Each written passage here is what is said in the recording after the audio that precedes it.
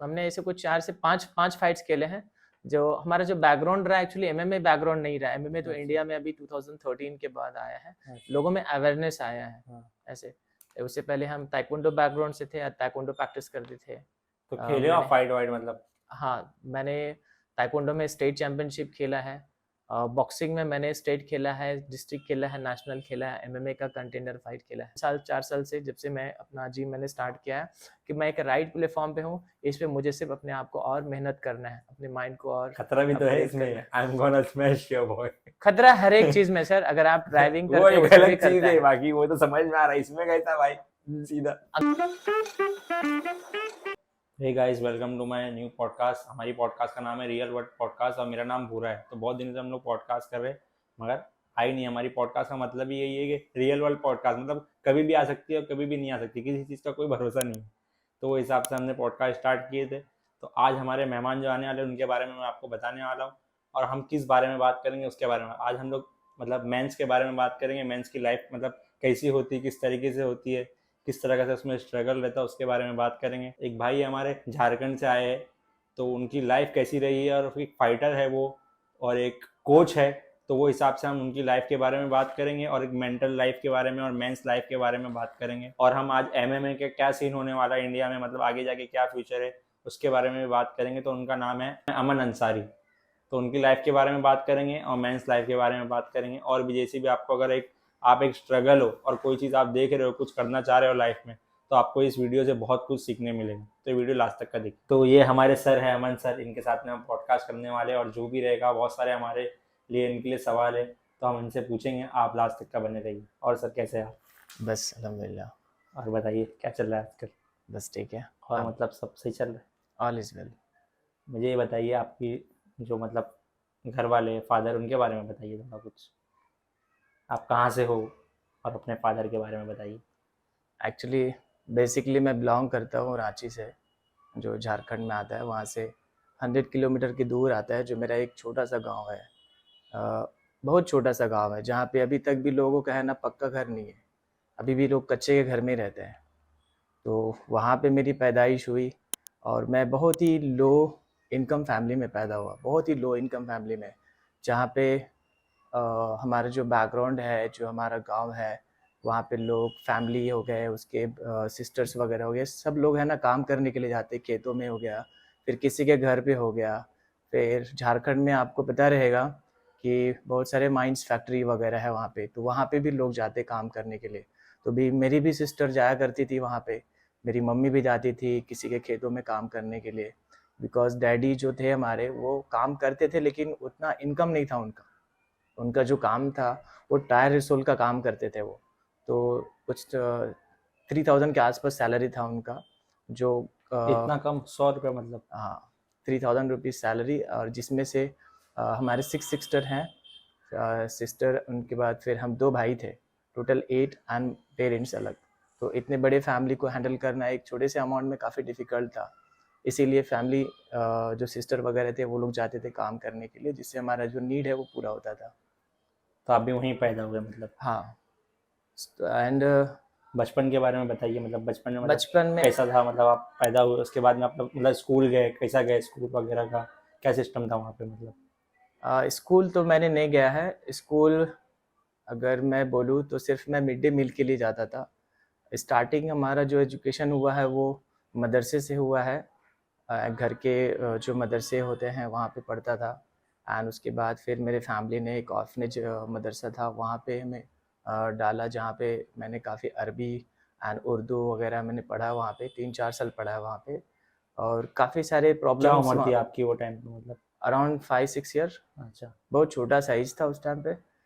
सो काफ़ी डिफ़िकल्टीज़ था वहाँ पे और बहुत सारी चीज़ें था वहाँ पे सीखने के लिए था। लेकिन छोटी सी एज में ये नहीं पता चलता है कि हम क्या सीख रहे हैं, बस हम देखते हैं कि हमें बस कंफर्ट ज़ोन चाहिए, खेलने के लिए टाइम चाहिए, ये चीज़ दिखता है वहाँ पे। वहाँ का जो स्टडी था वो काफ़ी स्ट्रिक्ट था।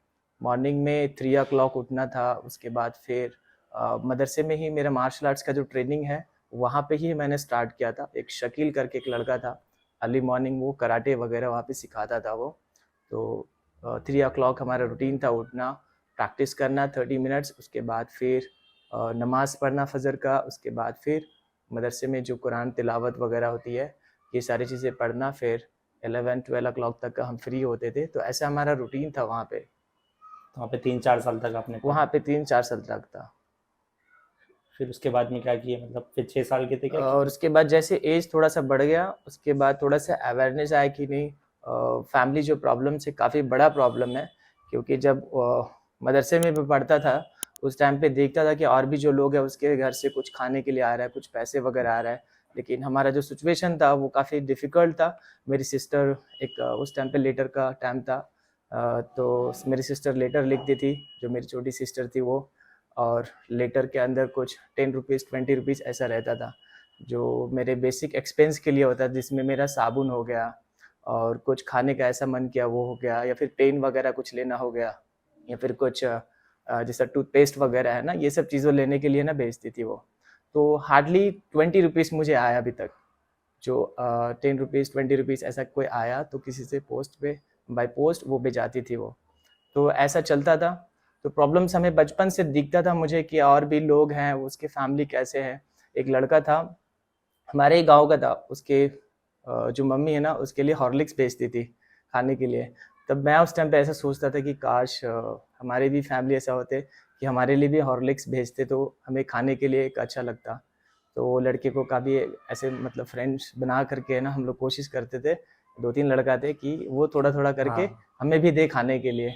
तो कभी कभी देता था, कभी कभी वो नहीं देता था ऐसे। तो प्रॉब्लम्स दिख रहे थे हमें। उसके बाद जब घर आया, घर आने के बाद तो फिर मदरसा मतलब छोड़ देते फिर तीन हाँ, चार साल मदरसा में। मदरसा छोड़ दिया। उसके बाद फिर घर आया, घर आने के बाद फिर मैंने प्लान किया कि नहीं अब मदरसा नहीं पढ़ूंगा मैं। तो घर वाले ने बोले कि ठीक है अभी तुम स्कूल जाओ, अगर तुम मदरसा नहीं पढ़ोगे तो स्कूल जाओ। मैंने बोला ठीक है। तो मेरा एक बड़े अब्बू के लड़के थे, वो एक स्कूल इंग्लिश स्कूल में टीचर थे वो। तो मुझे मम्मी बोली कि ठीक है, उसको रिक्वेस्ट की कि मेरा भी लड़के को लेकर के जाओ वहाँ पे पढ़ने के लिए। तो एक दिन गया वहाँ पे, मेरे पास यूनिफॉर्म वगैरह कुछ भी नहीं था, यहाँ तक मेरे पास पेन भी नहीं था। तो देखा कि वहाँ पे इंग्लिश स्कूल है, तो काफ़ी अच्छे लड़के हैं, सब यूनिफॉर्म में है, सबके पास बुक्स है, पेन है, मेरे पास कुछ भी नहीं है।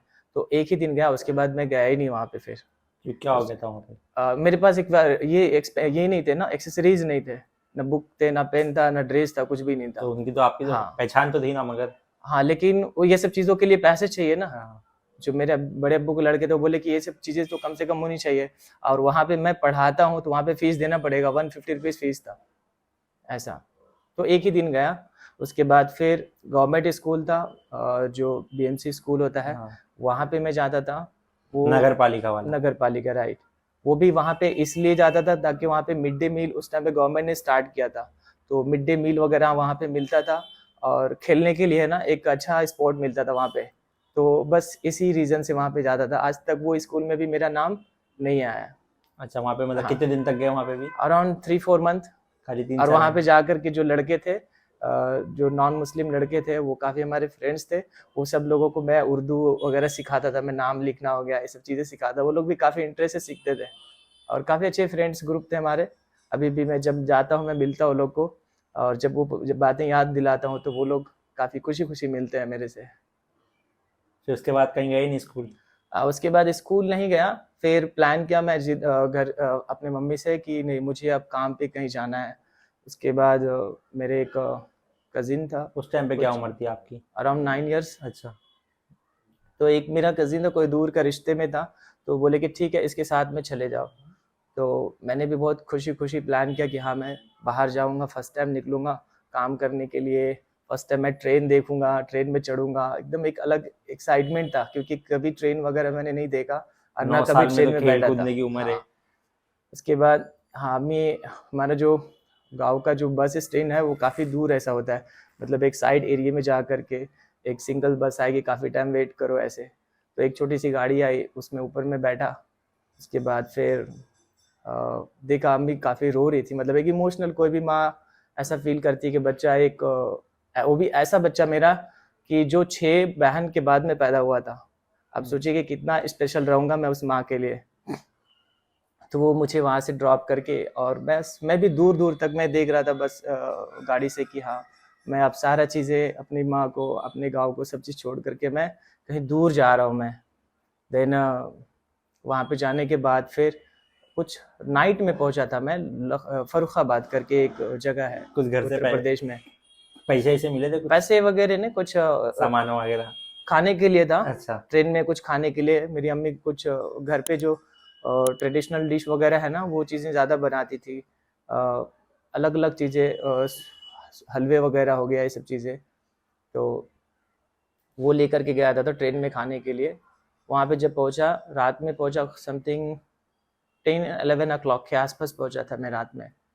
वहाँ पे काफ़ी ऐसा, जैसा भी ये एरिया है, ये एरिया स्टेशन से कैसा, मतलब अगर किसी को वॉक करके आना हो, फर्स्ट टाइम आया तो उसके लिए डिफिकल्ट होगा, लेफ्ट राइट वैसा, तो वैसे ही डिफिकल्ट था। तो तुम अकेले गए थे? अकेले, और मेरे साथ में और भी थे लोग। अच्छा। हाँ, तो जिसके साथ में गया था मैं, वहाँ पे जाने के बाद देखा तो काफ़ी एकदम शॉकिंग था वहाँ पे, क्योंकि एकदम एक पैक सा एरिया में रहते थे वो लोग, और ठंडी बहुत ज़्यादा था वहाँ पे। एंड जो ड्यूटी हाउस था, almost morning 6 o'clock to night 4 o'clock तक ऐसा ड्यूटी हाउस था।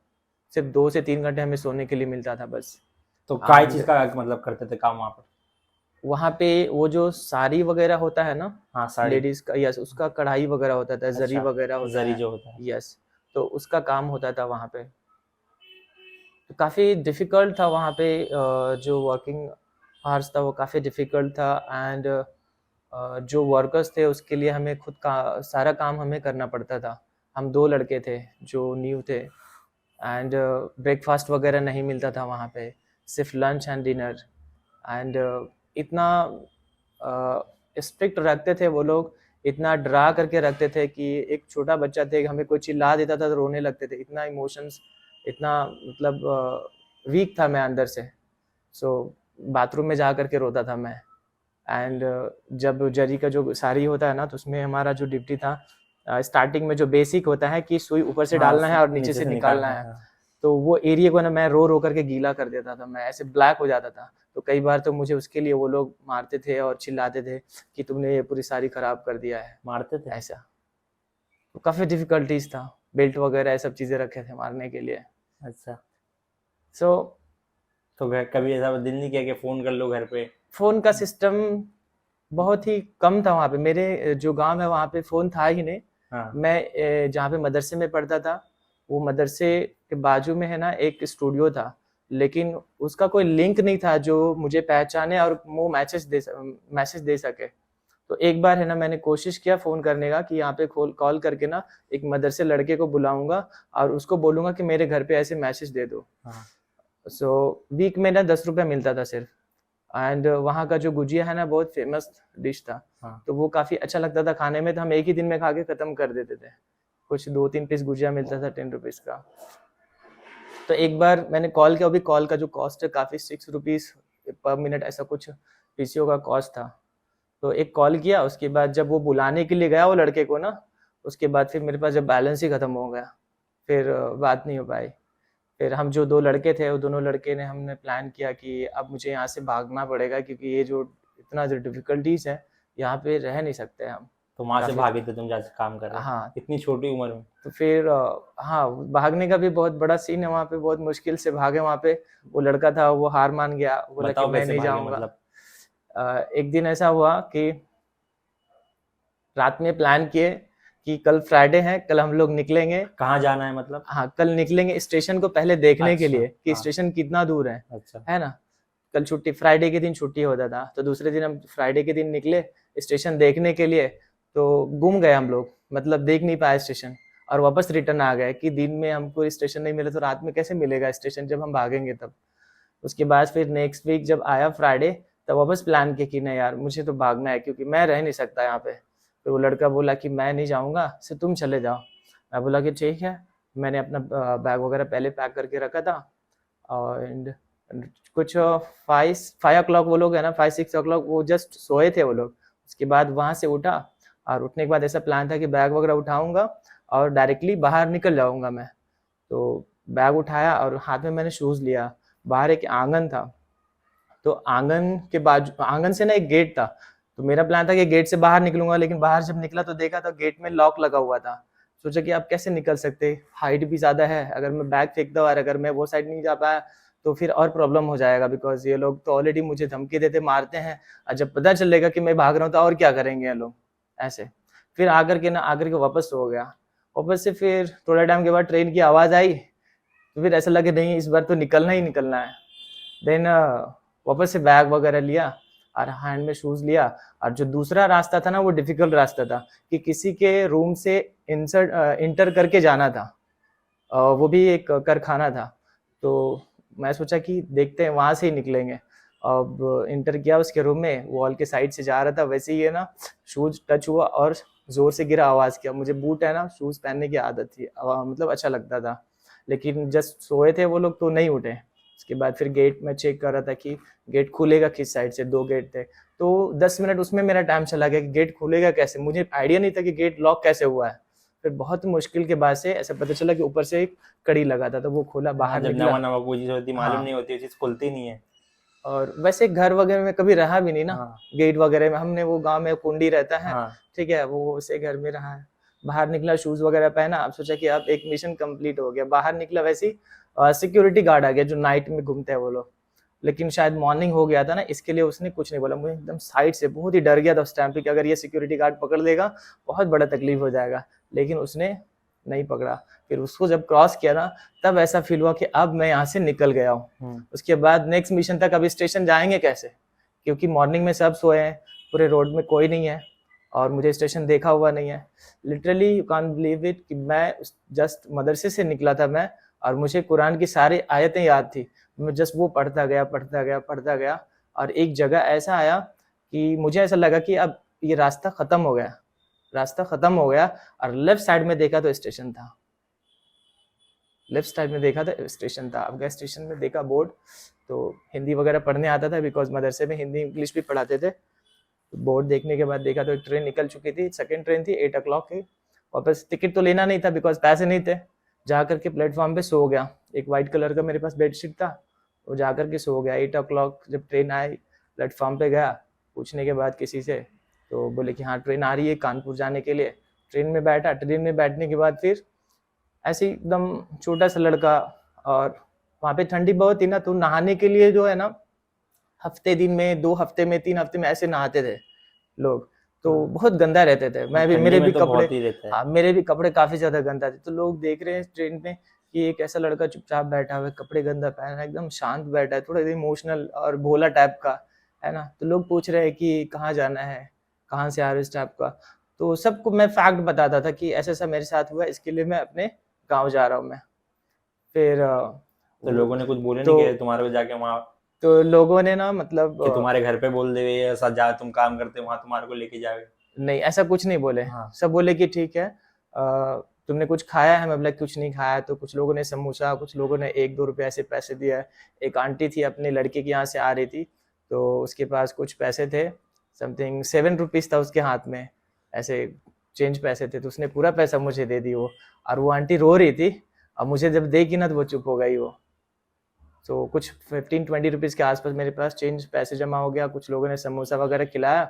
उसके बाद फिर बोले कि हम लोग को यहाँ पे तो नहीं उतरना है, सो तुम उतर जाना, और जो रेड कलर का कपड़े पहना रहेगा ना, उससे मिलना, वो तुमको है ना प्रॉपर एड्रेस बताएगा हाँ, कि कुली कुली एकदम हाँ बराबर कुली के रहते बारे में।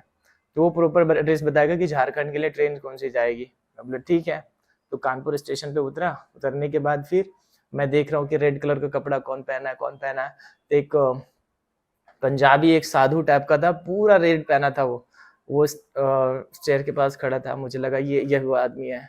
उसके पास गया, उसको बोला कि अंकल सो गाड़ी झारखंड के लिए कहाँ जाएगी, कौन सी गाड़ी जाएगी? तो बोला कि बेटा मुझे नहीं पता। वो राइट कुली का एड्रेस बताया कि वहाँ पे जा, स्टॉल के पास वो जो कुली खड़ा है उससे पूछो। जब स्टॉल के पास गया तो फिर वो लोग ने भी हमारे बारे में देखा, फिर पूछा। उसके बाद फिर वो स्टॉल वाले ने बोला कि अभी ट्रेन चली गई, रात में ट्रेन है 2 बजे। सो वो सुन करके तो मैं एकदम शॉक हो गया कि 2 बजे तक कहाँ रहूँगा मैं। देन बोला कि ठीक है, यहाँ पे से आगे छोला का होटल है, वहाँ पे जाके खा लो, मेरा नाम बोलना। गया, छोला के कुछ छोले वगैरह खाया। उसके बाद थोड़ा रिलैक्स मिला। एंड उसके पास एक लड़का था जो टिफ़िन वगैरह लेकर के आता था, तो उसी के साथ में इधर उधर घूम रहा था। तो एक बार टीसी आया, स्टेशन पे आकर के मुझे पकड़ लिया, टिकट वगैरह किधर है। फिर टीसी को भी स्टोरी बताया कि सर ऐसा ऐसा है। फिर उसने बोला कि स्टेशन के बाहर जाओ, अंदर नहीं आना। तो स्टेशन के बाहर ही रहता था मैं। रात में 2 बजे का वेट कर रहा था, और बाहर ऐसे पत्ते वगैरह में ना वो लंगर वगैरह लगता है हाँ इस टाइप का, तो वैसे ही बैठ करके खाता था बाहर। और बहुत ज़्यादा ठंडी थी। एंड मेरे पास वाइट कलर का एक चादर था, तो वो जो स्टेशन का जो सीढ़ी होता है बाहर का, ठीक है, स्टेशन पे नहीं, प्लेटफॉर्म के बाहर का, वहाँ पे नीचे सोता था। एंड 2 बजे जब टाइम हुआ, उससे 1 घंटा पहले आकर के प्लेटफॉर्म पे, जिस प्लेटफॉर्म पे ट्रेन आने वाला था वहाँ पे गया। जाने के बाद वहाँ पे भी एक ठेले वाला मिला, उसको बोला मैं कि मुझे यहाँ यहाँ जाना है। तो उसने भी हमारी प्रॉब्लम सुन करके उसने कुछ समोसा, 3 समोसा उसने दिया खाने के लिए, तो उससे मेरा डिनर हो गया। बोला कि बेटा यहीं पे सो जाओ, ट्रेन जब आएगी तो मैं उठा दूंगा। जब वहाँ पे सोया तो मैं कुछ मॉर्निंग 4 o'clock उठा डायरेक्ट, ठीक है। देखा तो वो ठेला वाला है ही नहीं, कोई और है। तो बोला कि नहीं, उसका शिफ्ट खत्म हो गया, चला गया वो ट्रेन में मिस। फिर सुबह हो गया वापस से, फिर मैं वो स्टॉल के पास गया जहाँ पे कुली मिला था। बोला कि शॉक हो गया, बोला कि अभी तक गया नहीं तुम। उसके पीछे एक ट्रेन लगी थी राजधानी एक्सप्रेस जो दिल्ली से आती है, उसने रिजर्वेशन में मुझे घुसा दिया। बोला कि ये जाओ, झारखंड जाएगी। अब वहाँ पे देखा तो कुछ रिजर्वेशन में सारे वीआईपीज दिख रहे थे मुझे। मैं बोला कि ये तो बहुत अलग है, ऐसा कोच मैंने जब मैं आया था तब ऐसे कोच तो थे नहीं। तो इस गेट के पास है ना, ऐसे सूटकेस रखने के लिए रैक होता है, हाँ ठीक है, ऐसे 1 2 3 ऐसे रैक होता है। अब आप बिलीव करोगे कि इतना छोटा था मैं कि बैग रख करके उस रैक के अंदर मैं सो गया। इतना छोटा था मैं। अभी ट्रेन में नहीं आ रहा, लेकिन पहले ट्रेन में आता था, इतना छोटा था। अभी के ट्रेन में तो है ही नहीं वो अभी सिस्टम। नहीं आता है, गेट के पास ही रहता था। हाँ अभी नहीं है, अभी तो खाली गेट ही है बस। हाँ। तो कुछ लोग आ रहे पूछ रहे, एकदम यूनिक सा एक लड़का एक सैम्बल होकर के सोया हुआ है। तो आकर के लोग पूछते हैं, तो एक आदमी आया, पूछा, उसको बताया, तो उसने कुछ बिस्किट वगैरह खिलाया। उसके बाद एक और आदमी थोड़ा टाइम के बाद आया, उसने अपने सीट पे लेकर के गया और प्रॉपर लंच डिनर कैंटीन से किया, उनका खिलाया मुझे, और सब चीज़ अच्छे से अपने सीट पे रखा। वो बोला कि यहाँ पे सो जाओ, और जब तुम्हारा स्टेशन आ जाएगा वहाँ पे तुम उतर जाना। उसने कुछ कुछ पैसे भी दिया मुझे, ये पैसे लो, तुमको आगे के ट्रैवलिंग के लिए तुमको यूज़ होगा। फिर वहाँ से जब रात में 1 बजे उतरा मैं स्टेशन में, और उसके बाद फिर स्टेशन में जा करके प्लेटफॉर्म पे सो गया। वहाँ पे भी टीसी आ गया। झारखंड में। हाँ, टोरी करके स्टेशन है वहाँ पे भी अच्छा। टीसी आ गया। और मैं चादर ओढ़ करके सोया था, तो टीसी आया, बार बार पॉइंट कर रहा है कि उसका टिकट टिकट टिकट। मैं समझ गया ये मुझे ही बोल रहा है। फिर मैं कम्प्लीटली इग्नोर किया, लोग उठाए भी तो नहीं उठा, मैं ऐसा मतलब इग्नोर किया कि मैं कम्प्लीटली सो गया हूँ। फिर सुबह उठने के बाद फिर बाहर स्टेशन के बाहर मैं मदरसा में चला गया। मदरसे के लड़के आ रहे मेरे, अरे अमानुल्लाह अमानुल्लाह कहाँ गया था कहाँ गया था, ऐसा पुलिया बना करके आया है, लड़के लोग मिल रहे हैं सब। देन मेरी सिस्टर एक थी, वो लखनऊ जा रही थी, वहाँ पे ही रहती थी वो। तो बोले कि बाबू सब घर क्या जाएगा, घर में ऐसी प्रॉब्लम्स वगैरह हैं, सो तुम ऐसा करो मेरे साथ लखनऊ चलो। मैं बोला ठीक है, उसमें एग्री हो गया। अब चला गया लखनऊ, घर भी नहीं गया मैं। लखनऊ गया, वहाँ पे तो उस जाने के टाइम पे बाद तुम्हारे दिल में नहीं आया कि मैं घर चले जाऊं, ये सब छोड़ दूं, मतलब सोच जो रहे, मैं लेकिन प्रॉब्लम्स काफी थे, जाके भी क्या करता, क्या मैं फेस करता घर वाले को। हाँ हाँ, कि मुझे आपने कहाँ पे भेजे और मैं क्या करके आया हूँ, है ना। फिर चला गया लखनऊ। ये सोचते थे ना, मैं तो मगर बच्चा हूँ, मगर मैं क्या कर सकता हूँ। नहीं, लेकिन कुछ करने की एक ये थी ना, कि घर जाऊंगा तो मुझे टाइम वेस्ट होएगा, अभी लखनऊ जाऊंगा तो कुछ काम पे लगा देंगे तो कुछ काम सीखूंगा, ऐसा मतलब ऐसे माइंडसेट था। तो चला गया लखनऊ। वहाँ पे जो मेरे जीजा जी थे वो साइकिल बनाने का काम पे लगा दिए। छोटा सा लड़का, साइकिल भी नहीं उठता था मेरे से। हाँ तो बस यही, छोटू ये लाओ पानी लाओ, छोटू पाना लाओ, ऐसे, है ना। उस पे काम करता था वो, मुझे 1 रुपया देता था डेली। डेली का 1 रुपये। हाँ, डेली का 1 रुपया देता था वो। हाँ साइकिल की में तो इतनी कमाई भी नहीं होती है। हाँ। उसके बाद फिर कुछ दिन रहा वहाँ पे, काम वगैरह किया, और उसके बाद फिर मुहर्रम आ रहा था, फेस्टिवल। मैं बोला कि घर जाऊंगा। वो बोले कि अकेला कैसे जाएगा। मैं बोला अकेला वहाँ से आ गया मैं, अकेला कैसे, सिर्फ ट्रेन बैठा दो ऐसे। तो वही सिर्फ ट्रेन बैठा दिया, और मैं फिर वापस अकेला घर आ गया। घर आने के बाद फिर मेरे जो भाई है एक अंकल का लड़का है, वो मुंबई में रहता था, मेरे इतना ही बड़ा है। मैं बोला कि अब मैं मुंबई जाऊंगा। घर पे जब सारे ये स्टोरी सुनाया ना, तो घर वाले सब शॉक हो गए, सब रोने लगे, एकदम ऐसी सिचुएशन हो गई। फिर मैं घर वाले को बोला अब मैं मुंबई जाऊंगा उसके साथ में। तुम्हारे मुंबई के बारे में कैसे मालूम पड़ा?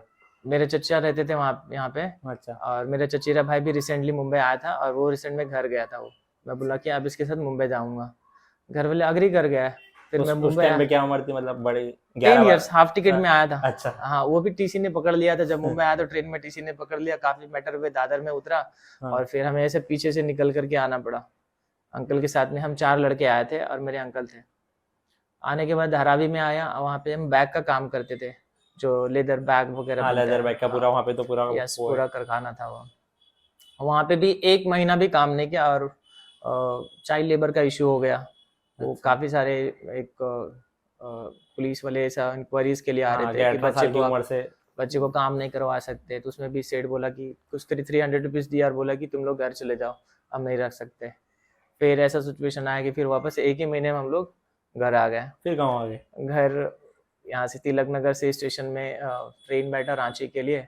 और ट्रेन में भी अभी भी देखता हूँ मैं, काफ़ी ऐसे प्रॉब्लम लोग फेस करते हैं। क्यों, मैंने क्या देखा कि जैसे हम गेट पे बैठे तो जनरल में सीट तो यूजुअली मिलता नहीं है, और जैसे ही बैठे ट्रेन जैसे ही खुली वैसे ही पुलिस वाले आए और बहुत मारना, तकलीफ देना। फिर मैं मुझे और मेरा एक और चचेरा भाई था, हम 2 लोगों को बाथरूम में ले गया, और भी 3-4 लोग थे, और जितने पैसे वगैरह थे सब ले लिए, टिकट वगैरह ले लिए, और मतलब स्लैब भी कर रहे थे वो लोग ऐसे।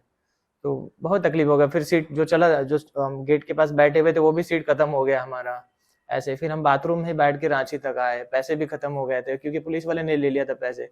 2 लड़के के पास पैसे बचे हुए थे खर्चे के लिए, उससे हम लोग मैनेज कर करके आए ऐसे। तो ये सब चीजें भी अभी भी देख रहा हूँ मैं। तो काफी बुरा लगता है जब ऐसे स्टेशन पे पुलिस वाले जब ऐसे करते हैं। तो घर जाने के बाद फिर वापस 1 महीने में रिटर्न आ गया। अब क्या करें, फिर मैं, मेरे को बोला कि मैं अब जाऊंगा अबू के पास, जहाँ अबू रहते हैं, वो टाटा में रहते थे वो। अच्छा। मैं बोला अब अबू के पास जाऊंगा। बोले कि अकेले कैसे जाएगा, मैं बोला अकेला मत बोलो, सिर्फ पैसे दो, 100 रुपये उसका कुछ हाफ टिकट का रेट था, पैसे कहाँ पर लिया। है ये? टाटा में था, ये कुछ 200 किलोमीटर। अच्छा, हाँ, रांची से। हाँ, मेरे जो गांव है वहाँ से दूर है वो। तो चला गया, अबू देखे शौक, तो कैसे आ गया यहाँ पे बिना इन्फॉर्म किए। फ़ोन वगैरह बहुत कम था, सिस्टम वगैरह हाँ लेटर सिस्टम था उस टाइम पे। और डेवलपमेंट बहुत स्लो है झारखंड, अगर देखेंगे ना अभी भी। अगर इंडिया में सबसे लोवेस्ट स्टेट में देखें ना, तो झारखंड फर्स्ट या सेकंड में आता है। फर्स्ट छत्तीसगढ़ है, सेकंड में झारखंड आता है। तो कोई भी चीज़ वहाँ पे लेट पहुँचता है। अच्छा। हाँ, ये सारी बातें मैं 2004 का कर रहा हूँ, 2004। हाँ, अराउंड। 2004। हाँ, जो काफ़ी मतलब इंटरनेट कनेक्टिविटी भी आ हाँ चुका था उस हाँ। टाइम पे। वहाँ पे पहुंचा चाईबासा, अबू बोले कि ठीक है, अब आ गया तो कुछ काम पे लगाते हैं तुम्हें। तो अबू ने एक सिलाई के दुकान में काम पे लगा दिए। तो वहाँ पे एक छोटू का काम करता था कि छोटू चाय लेकर के आओ, छोटू धागा लेकर के आओ, छोटू मेरे बच्चों को स्कूल छोड़ दे, ऐसे। 1 रुपया मिलता था वहाँ पे भी। वहाँ पे भी? वहाँ पे भी 1 रुपया मिलता था। 1 रुपया में उस टाइम पे एक चाय आती थी सिर्फ।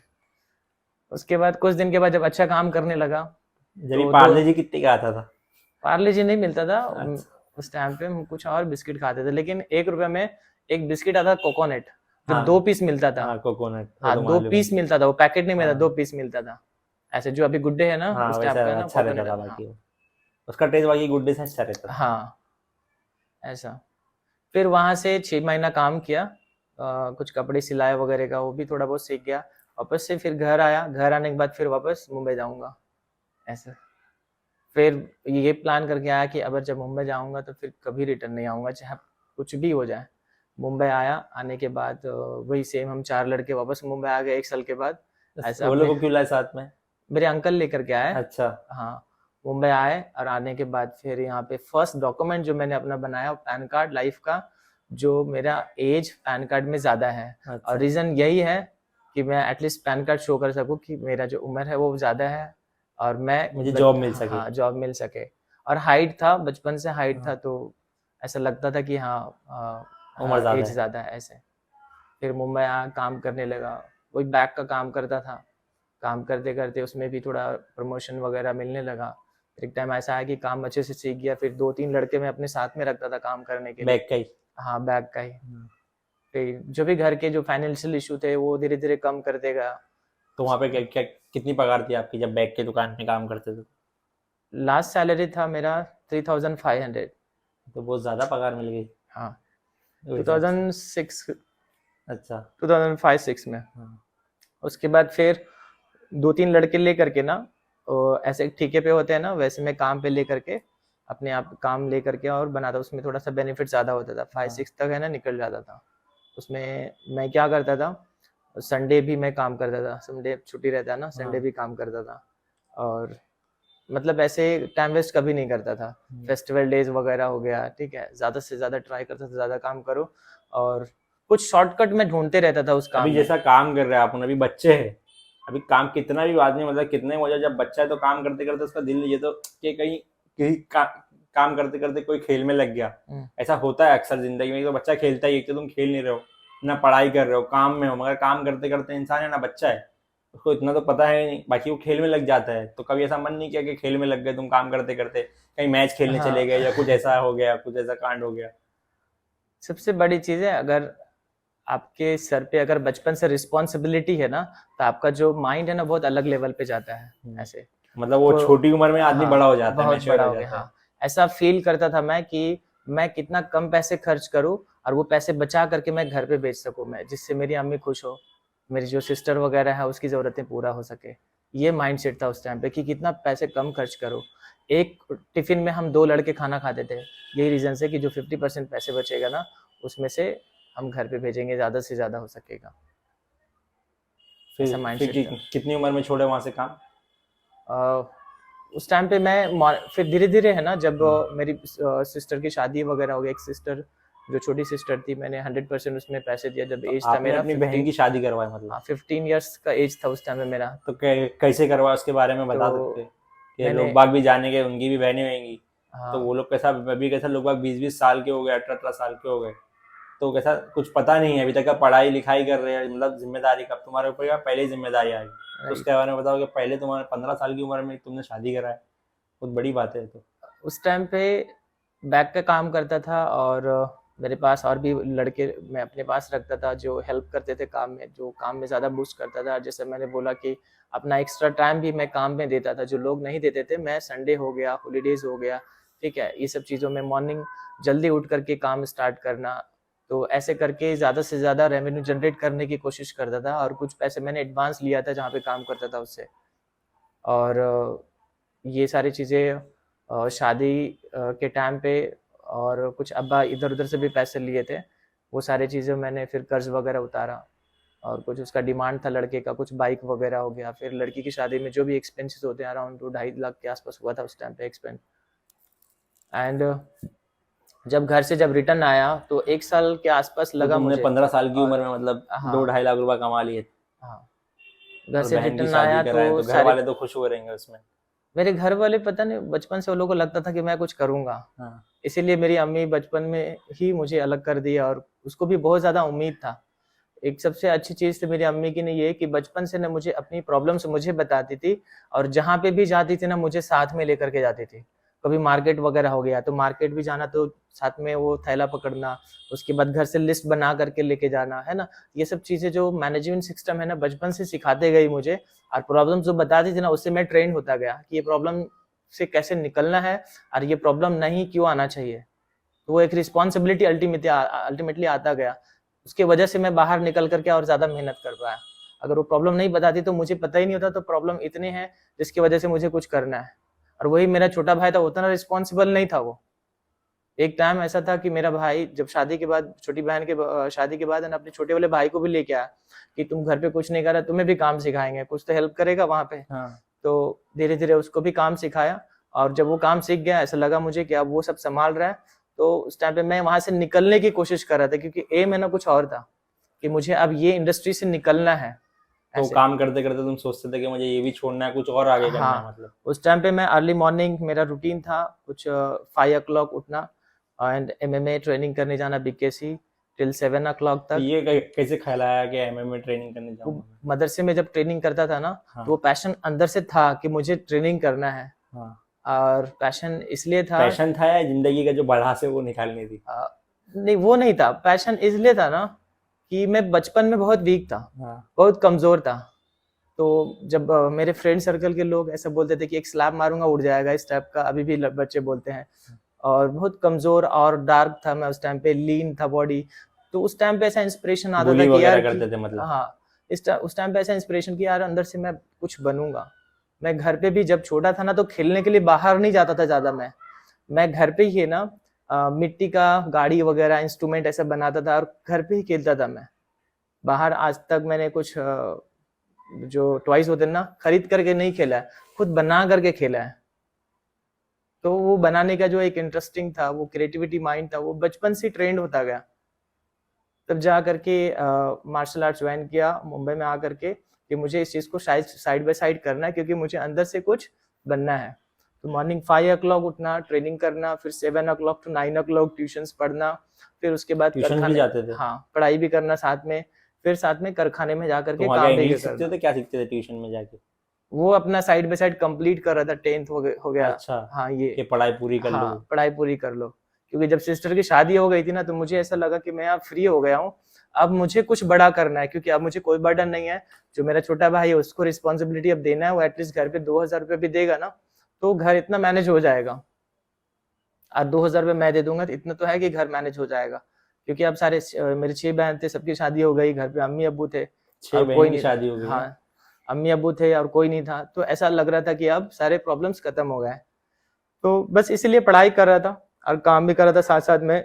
फिर वो काम छोड़ करके बाहर निकलने की कोशिश कर रहा था और भाई को डाल रहा था उस पे। तो भाई जैसे ही एक अच्छे इनकम में आया, उसके बाद फिर जब मैं वहां से फर्स्ट मैंने एक कंपनी है सिटी फाइनेंस करके, लोन वगैरह प्रोवाइड करती है, तो कॉल सेंटर में मेरा जॉब लगा। तो कुछ 21 डेज मैंने काम किया और उसके बाद छोड़ दिया, बिकॉज प्रेशर बहुत था, कुछ अब्यूज वगैरह भी देते वो लोग, टाइमिंग बहुत हार्ड था स्टाफ का। और उसके बाद फिर मैंने वो छोड़ने के बाद एक टिकोना करके ना एक वाईफाई ब्रॉडबैंड कंपनी इंटरनेट का, तो उसमें मैंने काम किया। तो स्टार्टिंग के पीरियड में काफी ऐसे कंपनी में काम किया जो कभी कुछ कंपनी पैसे देते थे, कभी नहीं देते थे ऐसे। तो वो तो कंपनी से आपने मतलब क्या सीखे, वो सब कंपनी में क्या जा जाके? एक एक्सपीरियंस गेन हुआ बाहर निकलने के बाद, क्योंकि मैं एक कारखाने का एक गांव का लड़का था, बाहर निकलने पे बहुत सारी चीजें हमें एक यूनिक फील हो रही थी ऐसे। तो जैसे ही बाहर निकल रहा था वैसे काफी ऐसे स्ट्रगल्स आ रहे थे, नई नई कंपनियां मिल रही, अभी भी ऐसे काफी सारे ऐसे कंपनियां हैं जो अपने वर्कर की सैलरी वगैरह नहीं देते, काफी ऐसे कंपनी है जो मेरे सैलरी वगैरह है ना वो लोग ने नहीं दिए। तो काफी ऐसे प्रॉब्लम्स मैंने फेस किया। तो उस टाइम पे भाई, तो ये नहीं लगता था मैं कहाँ आके फंस गया, ऐसे मतलब क्या करूँगा अभी? ऐसा नहीं लगा मुझे, लेकिन उस टाइम पे ऐसा लगा था मुझे कि जो भी मेरे साथ प्रॉब्लम्स हो रहा है ना, ये प्रॉब्लम मेरी गलती की वजह से हो रहा है, क्योंकि मेरा लगता है ना भाई, एजुकेशन, अब तो चल, अब हाँ बहुत हो गया, अब छोड़ के चले मेरा जाता हूँ। एजुकेशन वीक था उस टाइम पे, है ना, एक्सपीरियंस नहीं था मेरा ऐसा। और उस टाइम पे उतना पेशेंस नहीं था, उस टाइम पे उतना पेशेंस नहीं था कि नई कंपनी में उतना पेशेंसली काम करे। फिर धीरे धीरे ऐसे कंपनीज मिले, जैसे मेरा सबसे बेस्ट कंपनी रहा MTS, वो जो मोबाइल टेलीफोन की कंपनी, उसमें मैंने 2 साल काम किया, ऊपर सैलरी आया, इंक्रीमेंट हुआ, इंसेंटिव वगैरह आता गया, तो काफी एक और उसके अच्छा साथ उसमें। में बॉक्सिंग भी सीखते गए? वो तो मेरा ट्रेनिंग चालू था, तो सीख गए थे मतलब उसमें 2 साल में? ट्रेनिंग अभी भी मैं करता हूँ। और वो ट्रेनिंग एवरी मॉर्निंग उस टाइम पे जो स्टार्ट किया करता गया, एवरी डे मैं ट्रेनिंग करता था। और ट्रेनिंग को मैंने कभी प्रोफेशन में नहीं आने दिया और ना कभी पर्सनल लाइफ में आने दिया। अच्छा। कभी ऐसे लाइफ में 1 वीक नहीं गया जिस वीक को मैंने ट्रेनिंग नहीं किया हो। ट्रेनिंग मेरा बचपन से पैशन था और उस चीज को मैंने कंप्लीट किया है। फिर तो तुम्हारी उम्र बहुत ज्यादा हो, 20 साल के तो हो गए रहेगी तुम्हारा। एक्सपीरियंस मेरा 20 ईयर्स का हो गया है, हाँ क्योंकि बचपन से 8 साल का बच्चा निकला है, हाँ। वो इतने सारे प्रोफेशन फिर में वहां से क्या। छोड़ने के बाद जो आप अभी बता रहे थे मोबाइल की कंपनी में काम किए 2 साल। उसके बाद फिर अलग अलग कंपनी सेक्टर में काम करता गया, थोड़ा अच्छा। धीरे धीरे प्रमोशंस मिलता गया। कभी ऐसा सोचा नहीं कि हाँ, मैं अपना डाल लूंगा, अभी तो मैं सीख गया हूँ या कुछ ये है? मुझे कभी ख्याल नहीं आया था, बिकॉज वैसे बैकग्राउंड में नहीं था ना। हाँ मुझे ऐसा जरूर ऐसा लगता था कि मैं एक टाइम ऐसा आएगा कि मैं अपना बिजनेस करूंगा। जैसे FMCG इंडस्ट्री में जब मैं काम करता था, तो शॉप टू शॉप है ना, प्रोडक्ट जा करके सेल करना। एंड ऐसा फील करता था कि एक टाइम ऐसा कि मैं डिस्ट्रीब्यूटर बनूंगा, है ना, मैं माल सप्लाई करूंगा। फिर एक टाइम ऐसा लगा कि नहीं, मैं मैन्युफैक्चर बनूंगा, है ना, कोई कंपनी ऐसा मैं बिल्ड करूंगा, कोई प्रोडक्ट ऐसा बिल्ड करूंगा जो मैं मेरी भी प्रोडक्ट एक मार्केट में जाएगी ऐसे। फिर एक सुपर टेलीकॉम नाम करके एक मैंने कंपनी बनाया था अपना, जो सिम कार्ड वगैरह हम सेल बनाए करते थे? थे। हाँ सिम कार्ड वगैरह हम सेल करते थे। अच्छा और 2-3 लड़के भी हमारे पास काम करते थे। ये अच्छा। कुछ दिन चला, उसके बाद फिर डॉक्यूमेंट कस्टमर डॉक्यूमेंट वगैरह का कुछ इश्यू हो गया, पुलिस कंप्लेन वगैरह हो गया, फिर अच्छा, काफी बड़ा प्रॉब्लम हो गया उसमें, क्या फिर हुआ वो था? छोड़ मतलब दिया। कुछ, मतलब तभी तुम अ, कंपनी खोले, कंपनी बंद कर दी इतनी जल्दी? हमारे डॉक्यूमेंट इशू नहीं था, लेकिन जो सिम कार्ड वगैरह, डेटा कार्ड वगैरह हम बेचते थे ना, हम्म। तो जो कस्टमर से डॉक्यूमेंट लेते थे ना, तो वो अकॉर्डिंग द गवर्नमेंट लॉ की वो डॉक्यूमेंट हम ले रहे, तो उसका रिकॉर्ड हमारे पास होना चाहिए। वो रिकॉर्ड हमारे पास नहीं होता था कि जो भी हमने लिया वो कंपनी में हमने सबमिट कर दिया ऐसे। तो जो जिसने भी हमें पकड़ा था उसका कहना था कि आपके पास रिकॉर्ड होनी चाहिए कि आप उसको कॉपी तो नहीं कर रहे हैं, है ना, डॉक्यूमेंट को कॉपी करके और ऐसे मिस यूज तो नहीं कर रहे हैं। इस टाइप का कुछ प्रॉब्लम में फंस गया था। कुछ बड़ा केस नहीं हुआ, लेकिन फिर भी ऐसा लगा कि नहीं यार, सेफ नहीं है, फिर वो छोड़ दिया। लास्ट कंपनी था मेरा प्राइवेट पीपीएल प्राइवेट लिमिटेड, जिसमें मेरा जो प्रोफाइल था बिजनेसमैन डेवलपमेंट मैनेजर था, ऑल इंडिया लेवल पे। और ये बात है 2019 का। उसमें क्या सैलरी हाँ, थी आपकी? 2019 में मैं पीपीएल प्राइवेट लिमिटेड में था। स्टेप बाय स्टेप कंपनी जैसे मिलते गए, एक तो सेल्समैन लास्ट से स्टार्ट लास्ट जो किया। थी आपकी कंपनी, उसमें क्या सैलरी थी आपकी, मतलब? उसमें मेरा कुछ 5 लाख का पैकेज था उसमें। अच्छा, साल भर का पूरे? हाँ। तो हमने अभी बहुत देर से भाई से बात की और बहुत कुछ जान ली है। अभी कुछ हमारे यहाँ पे लिखे हुए हमने क्वेश्चन है, जो भाई के जो बायोग्राफी हमने पढ़े, गूगल पे इनकी बायोग्राफी है, आप भी जाके पढ़ सकते हो। तो हमने भी पढ़े, तो उसमें से हमने इनके बारे में रिसर्च किए, तो सवाल ढूंढे, तो उनके बारे में भी हम अभी पूछेंगे। क्या हुआ जब आपको पता चला कि आपके भाई को टीबी एमबीआर की बीमारी है? ये क्या मतलब? ट्यूबरक्लोसिस। अच्छा, टीबी की। वो जब कारखाने में काम कर रहा था ना, हाँ, वहीं बैठ के। हाँ, तब वहाँ पे वो इन्फेक्टेड हुआ। उस टाइम पे मैं कुरला आ चुका था। कुरला में मैं वो लोग के साथ पहले रहता था मैं, लेकिन जब ऐसा मैंने प्लान किया कि मुझे जब अलग दुनिया बनाना है, तो सबसे पहले डिसीजन मैंने लिया कि पहले ये जो लोग हैं ना, वो लोग से मुझे पहले अलग रहना पड़ेगा, क्योंकि ये लोग के साथ रहना, खाना, बात करना, तो फिर मैं चेंज नहीं ला पाऊंगा अपने आप में। तो कुरला आया मैं 2012 में, 11 में। कुरला में मैंने एक रेंट पे घर लिया एंड अकेला रहता था। एंड उसके बाद भाई वहाँ धारावी में काम करता था। उस टाइम पे वो इन्फेक्टेड हो गया। इन्फेक्टेड होने के बाद गया, मैं ट्रीटमेंट वगैरह करवाया, केम हॉस्पिटल से उसका ट्रीटमेंट चल रहा था। फिर उसको मैं अपने पास ले आया कि तुम मेरे घर पे रहो साथ में, और ट्रीटमेंट जब तक कंप्लीट नहीं होता तब तक काम नहीं करना। कुछ दिन था वो, उसके बाद फिर उसको ऐसा लगा कि नहीं, मुझे घर जाना है। तो मैंने सोचा कि नहीं ठीक है।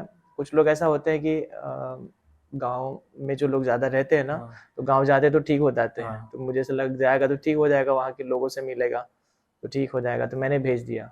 वहाँ पे जाने के बाद बेटर था वो, लेकिन किसी के सजेशन से है ना, वो अपना ट्रीटमेंट चेंज करवा लिया। होम्योपैथी वगैरह है ना, उस पर स्विच किया। कुछ 3 मंथ उसका ट्रीटमेंट चला, और उसी पीरियड में ना उसका जो बीमारी है वो बूस्ट हो गया। वापस से वो एलोपैथी में आया, और जब तक बीमारी अनकंट्रोल हो चुका था। एंड काफ़ी सारे ऐसे प्रॉब्लम्स आए। फिर घर वाले उतना प्रॉपर अपडेट तो नहीं दिए मुझे, बिकॉज मैं एक काम करने वाला था उस टाइम पे। एंड घर पे चल रहा था वैसे सिचुएशन। 1 साल में एक बार जाना, समथिंग 2 साल के आसपास वो बीमार था। वो जब घर पे गया, देखा तो एकदम कोई भी इंसान देख के डर जाएगा, ऐसा सिचुएशन हो गया था। बॉडी से पूरे मसल्स खत्म हो गए थे उसके, सिर्फ बोन बचा हुआ था। ट्रीटमेंट चल रहा था, सक्सेस मिल ही नहीं रहा था, बिकॉज वो इतने ज़्यादा ब्लड, उल्टी वगैरह करना, ये सब चीज़ें कट कट करके निकलना अंदर से, पूरा ख़त्म हो गया था। ऐसी एक टाइम ऐसा आया कि वो डेथ कर गया। एंड बस, नो वर्ड्स। आपका अनुभव बताइए। एमबीए पढ़ाई करने के साथ साथ आप एक पार्ट टाइम जॉब करने, एमबीए तक आपने पढ़ाई यस, की है? ये प्लान मुझे कब आया, जब मेरे भाई इंतकाल हो गया। उसके बाद फिर मेरे फैमिली में मेरे मम्मी डैडी और मेरी एक सिस्टर। उसके बाद फिर मुझे ऐसा लगा कि अब कोई नहीं रहा लाइफ में, तो मुझे थोड़ा फाइनेंशियली अपने आप को बेटर करना है। कहीं ना कहीं पैसों की वजह से ये जो ट्रीटमेंट है ना, मैं सही से नहीं करवा पाया, क्योंकि मेरा इनकम उतना नहीं था उस टाइम पे। 10-12 थाउजेंड एवरेज इनकम मैं बेचता था घर पे। जो मेरा सैलरी था 14-15 थाउजेंड, जिसमें से 10-12 थाउजेंड एवरी मंथ में बेचता था घर पे। तो कुछ 5-6 हज़ार बचता था, उसमें से मैं 3 हज़ार रुपये घर का रेंट देना, 2 हज़ार रुपये मेरा एक्सपेंस होता था एक मंथ का, ऐसा।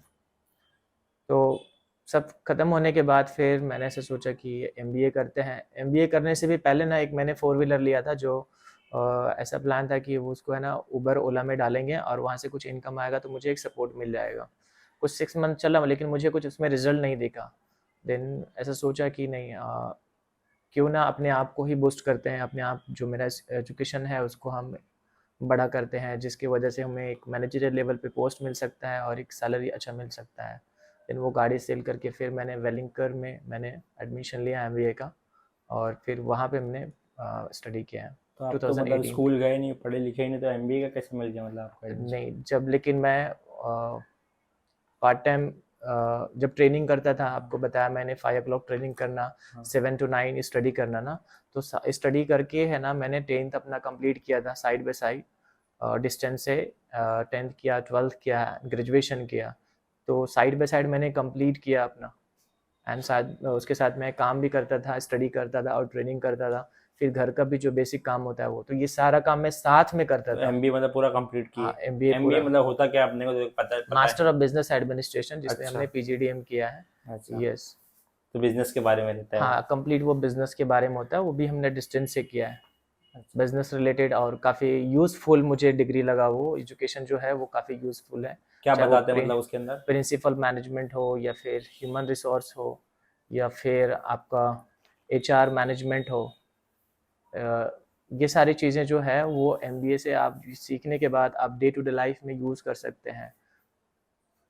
सोशल मीडिया मार्केटिंग्स हो गया, स्ट्रैटेजीज ऑफ मार्केटिंग हो गया, काफ़ी सारे ऐसे स्ट्रैटेजीज़ हैं जो आप वहाँ से सीख सकते हैं। और वहाँ से स्टडी करने के बाद जब मैं अभी बिज़नेस कर रहा हूँ तो मुझे उसका काफ़ी हेल्प मिल रहा है, और मुझे ऐसा लग रहा है कि बहुत बड़ा एक सपोर्ट है मुझे मेरे डिग्री का, मेरे क्वालिफिकेशन का, और जो हमने वो हार्ड वर्क किया हो। फिर उसके बाद में आपने वो शुरू की, जिम शुरू की? उसके बाद ये क्वालिफिकेशन के बेस पे है ना, एक जिम है एएफसी जिम, तो वहाँ ये पे कहाँ मैं, पर? माहिम में एक जिम है, अच्छा। तो इसके क्वालिफिकेशन के बेस पे ना वो जो ओनर है असगर हुसैन, सो उसने मुझे हायर किया अपने जिम में एज अ मैनेजर। मेरा क्वालिफिकेशन, मेरा एक्सपीरियंस, मेरी हॉनेस्टी देख करके ना उसने एज अ मैनेजर हायर किया। और सबसे अच्छी बात यह है कि उसने सीनियर मैनेजर हायर किया, जो उनके बाद मैं था, और मेरे बाद सारे स्टाफ थे उसके। उसके 7 ब्रांच है एएफसी के, माहिम में है, अंधेरी में है, एंड धारावी साइन में है। सो वहाँ पे मेरा प्रोफाइल था स्टाफ मैनेज करना एंड स्टाफ हायर करना, उसके बैंकिंग हो गया है, उसके बाद फिर अच्छा, लॉस एंड प्रॉफिट हो गए, वही सारी चीज़ें मैनेजमेंट का पूरा। All in one. वहाँ पे काफ़ी बड़ा एक्सपीरियंस लिया। स्लोली ऐसा टाइम आया कि उनका सारा प्रेशर मैंने अपने सर पे ले लिया, उनको मैंने फ्री कर दिया सारे मैनेज करना। वहाँ और कितनी बहुत, सैलरी थी आपकी? वहाँ पे उन्होंने मुझे 20,000 रुपीज़ सैलरी दिए, अच्छा। और मेरा वो टोटल सिर्फ एक्सपेंस था। अच्छा। लेकिन प्लान में कुछ और था हमारा, जो हमारा उससे डिस्कशन हुआ था हायर के हाँ। टाइम पे, कि हम कुछ फ्यूचर में 2-3 मंथ के बाद हम कुछ बड़ा प्लान करेंगे ऐसे। तो इसके लिए मैंने एक बेसिक सैलरी पे इंटर किया, लेकिन एक थॉट मेरा ये था कि एक बार अगर मैं इंडस्ट्री में अगर मैं आ गया तो मेरे अंदर वो पोटेंशियल है कि मैं एक अपना एरिया बना सकता हूँ। तो जब वहाँ पे आया, जाने के बाद देखा तो काफ़ी बड़ा प्रॉब्लम था उसके ऑर्गेनाइजेशन में। एक बेसिक सिस्टम नहीं था वो उसके जो स्टाफ में है, मैनेजमेंट में है, ठीक है? रिपोर्टिंग सिस्टम हो गया, फिर क्लाइंट्स से मैनेज करना हो गया। बहुत सारी चीज़ें हैं बिज़नेस में जो हम मैनेजमेंट से बहुत स्ट्रॉन्ग सिस्टम को कर सकते हैं, वो सारी चीज़ें नहीं था। तो उसमें मैं काफ़ी डीप चला गया, और अपॉइंटमेंट लेटर बनाना, फिर स्टाफ को complete time to time salary वगैरह प्रोवाइड करना, अकाउंट सिस्टम वगैरह, ये सब सारी चीज़ें में टाइम लग गया। फिर उनका जो माइंडसेट है ना, धीरे-धीरे फिर ऐसा आ गया कि अमान तुम अब यही सब करो। लेकिन मैं वो माइंडसेट से वहाँ पे नहीं आया था। वो अब हमारा तुम्हारे को जो मतलब और एमएमए, मतलब वही हाँ, रखाना चाहते थे? एमएमए ट्रेनिंग है उसको हम कुछ अलग से वहाँ पे एक नया एम्पायर खड़ा करने वाले थे हम, और एएफसी जिम है उसका, तो एएफसी द एमएमए के नाम से हम हाँ। कुछ नए प्लान करने वाले थे। देन कुछ टाइम मैंने वहाँ पे काम किया, कुछ साल, उसके बाद फिर हमने अपना प्रो वॉरियर स्टार्ट किया। स्टार्ट करने के बाद हमारा क्लासेस जो है उसका वो, आइडिया तुम्हारे को कहाँ से आया, अपना अपने जिम स्टार्ट करने का मेरा आइडिया? क्लासेस 2014 से है, लेकिन पार्ट टाइम था पहले, हाँ। वीक में 3 डेज था। एंड नाइट में ट्रेनिंग होती थी 8 to 10, ऐसे पार्ट टाइम में क्लासेस। तो उनको पता था मेरा क्लासेस है कुरला में, हम स्कूल में ट्रेनिंग देते हैं। तो क्लासेस बंद करके ना हमने प्रो वॉरियर अपग्रेड किया। प्रो वॉरियर अपग्रेड करते टाइम पे, और ये हमने कुछ स्टार्ट किया था 2020 14 मार्च को। प्रो वॉरियर हमने स्टार्ट किया कुरला में, एंड 21 मार्च को लॉकडाउन लग गया था। 7 डेज कुछ 2-3 एडमिशन आए थे, और कंप्लीट बंद हो गया। और वो भी मैंने स्टार्ट किया था, उस टाइम पे मेरे पास पैसे नहीं थे। मैंने एक फ्रेंड है वहाँ से पैसे लिया था, के स्टूडेंट हैं, उसने हेल्प किया था कि कुछ पैसे मैं देता हूँ सर, आप स्टार्ट करो। उसका भी काफ़ी बड़ा एक सपोर्ट रहा है, चाहे वो एक स्मॉल अमाउंट ही क्यों ना हो। एंड लॉकडाउन लगने के बाद, लॉकडाउन में काफ़ी प्रॉब्लम फेस किया, वो तो सबने फेस किया, हाँ। लेकिन ऐसा कुछ मसला हुआ लॉकडाउन में जो याद है, मतलब कुछ ऐसा कुछ पुलिस से या फिर ऐसा कुछ खाने पीने के मसले से या खर्चे से? सिचुएशन ऐसा था लॉकडाउन में, कंप्लीट पैसे ख़त्म हो चुके थे, खाना जो बाहर पैकेट फूड लोग बांटते थे ना, वो भी मैं लेता था और मैं उसको खाता था, ऐसा सिचुएशन आ गया था। मेरे पास कंप्लीट पैसे ख़त्म हो गए थे, रेंट के लिए भी पैसे नहीं था, 3-4 मंथ का ऐसा रेंट, और रेंट ओनर है वो काफ़ी प्रेशराइज़ करना, और फिर जो भी है उसका फ़र्ज़ था वो कर रहा था अपना। देन काफ़ी सफ़र किया। लॉकडाउन का जो रूटीन था मेरा, मॉर्निंग 10 o'clock उठना, नाइट को टिल 4 o'clock सोना। लॉकडाउन में हमने सबसे ज़्यादा लाइफ में स्टडी किया है, सबसे ज़्यादा, क्योंकि डिप्रेशन एक अलग माइंडसेट में था, तो उस चीज़ को कन्वर्ट करने के लिए हमने सोचा कि नहीं, study is the best option. तो क्या मैंने क्या पढ़ते थे मैं मतलब? उस टाइम पे डाइट, हेल्थ, न्यूट्रिशन, जो मेरा प्रोफेशन से रिलेट करता है, वो हाँ। सारी चीज़ को हमने क्वेश्चन मार्क किया, क्वेश्चन बनाते गया और उस पर रिसर्च वर्क करते गया। मुझे बहुत ज़्यादा इंटरेस्ट है कोई भी चीज़ को रिसर्च वर्क करने में, और फिर उसके बारे में स्टडी करने में, जो रिलेट करता है हमारे हेल्थ से, हमारे पर्सनल लाइफ से। मैं काफ़ी ज़्यादा इंटरेस्टेड हूँ उसके लिए। फिर 2 साल मतलब तुम वहीं थे पूरे? हाँ, 2 साल वहीं पे था लॉकडाउन में। फिर उसके बाद लॉकडाउन से बाहर निकला तो धीरे धीरे। ओनर ने तुम फिर जब इतना महीना हो गया तो भाड़ा कहाँ से भरे? धीरे बाद में दिया उसको पैसे। अच्छा। फिर लॉकडाउन में एक दो ऐसे क्लाइंट्स मिले जो पर्सनल ट्रेनिंग उसके घर पे जा कर के देना, फिर पैसे धीरे धीरे आया, और उसके बाद सारा फिर रिकवर किया। एंड तो खाली जिम खोली क्या, पूरा एमएमए जो बॉक्सिंग रहता है नहीं, पूरा? वो तो हमारा जिम जो था, वो मैं अपने घर की बात कर रहा हूँ मैं। हाँ। जिम जो क्लोज हुआ 21st को, उसके 3 मंथ के बाद जब गया देखने के लिए, तो जिम मेरा था ही नहीं।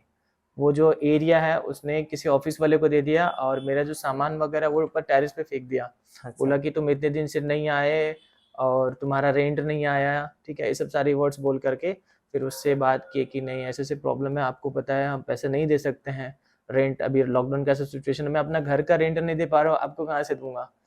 तो उसने बोला कि ठीक है, तुम ऐसा करो, ऊपर टेरेस है, टेरेस पे मैं ऊपर शेड डाल के देता हूँ, वहाँ पे स्टार्ट करो। तो अग्री हो गए। टेरेस छोटा था सिचुएशन, लेकिन ऐसा था कि कुछ नहीं कर सकते थे, वो डिपॉजिट सामान सब खत्म होता था वहाँ पे। तो टेरेस उसने जैसे ही बना करके दिया, तो बीएमसी का इशू हो गया। बीएमसी ने 2-3 बार नोटिस लगा के गया, वो लोग ने बीएमसी को शायद इग्नोर किए। उसके बाद उसका नीचे शोरूम था कपड़े का, और उसके बाद फिर जो ऑफिस मुझे पहले दिया था वो किसी और को दिया, एनजीओ वाले को, और उसके ऊपर टेरेस पे मैं था। तो बीएमसी वाले ने एक दिन आया और नीचे से पूरा तोड़ दिया, उसके विद शोरूम पूरा तोड़ दिया उसने, शोरूम की तोड़ सकता मतलब, तो पूरा तोड़। दुकान? उसका कुछ बड़ा इशू हो गया था बीएमसी का, अच्छा। ऐसे कुछ जब नोटिस वगैरह लगाया तो उसको कुछ नेगेटिव कमेंट्स वगैरह दिए रहेंगे, तो बड़ा इशू हो गया था। तो बीएमसी ने पूरा नीचे से शोरूम ही तोड़ दिया उसने, पूरा पूरा ख़त्म हो गया। उस टाइम पे मैं एएफसी में जॉब करता ही था। फिर मैं आया देखने के लिए, मैं देख रहा हूँ टूटा हुआ, लोग मुझे देख रहे हैं, ऐसा सिचुएशन था वो, क्योंकि सब बिखरा हुआ, मेरा सब सामान, अभी वो लोग थे वहाँ पे तो अपना अपना सब सामान हटा लिए थे, मैं था नहीं, मैं जॉब पे था। देखा मेरा सारे चीज़ सब बीएमसी ने तोड़ दिया, सब लेके गया, और पूरे सब बिखरे पड़े ऐसे। फिर छोड़ दिया, सब चीज़ खत्म हो गया, बिल्कुल कंप्लीट खत्म हो गया। उस टाइम पे सब सजेशन दिया कि आमान अभी स्टार्ट मत करो, अभी कुछ मत करो, बिकॉज अभी काफ़ी लॉकडाउन का ये बैक टू बैक लॉकडाउन, कुछ रिस्ट्रिक्शंस वगैरह गवर्नमेंट के आते रहे, तो अभी मत स्टार्ट करो। फिर कुछ क्लाइंट जिससे हम पैसे लिए थे, वो पैसे भी मांग रहे थे उस टाइम पे कि हमारा पैसा रिटर्न करो, ऐसे। फिर नेहरू नगर ग्राउंड में हम ट्रेनिंग देते थे, लेकिन स्टार्टिंग में तो सब लोग आए, बाद में सब लोग बैक हो गए कि नहीं, मुझे पैसे ही चाहिए, हम नेहरू नगर ग्राउंड में हम ट्रेनिंग नहीं कर सकते हैं, ऐसा। फिर हमने जगह देखने के लिए ट्रे स्टार्ट किया, कुछ 1.5 महीना लगा जगह देखने के लिए। आपने जो हमारा स्टूडियो देखा है, वहाँ पे काफ़ी बहुत डस्ट था, वो कुछ 1 से 1.5 महीना 2 लड़के हमारे वहाँ पे काम किए, पूरे अच्छे से पीओपी क्लीनिंग वगैरह सब चीज़ें किए। उसके बाद वापस से वहाँ पे स्टार्ट किया और प्लान किया कि नहीं, इस बार थोड़ा सा कुछ और बड़ा करना है। फिर हमने जो मशीन वगैरह है वो हमने यहाँ पे सेटअप डाला है, वहाँ पे नहीं था, स्टूडियो में नहीं था पहले। अच्छा।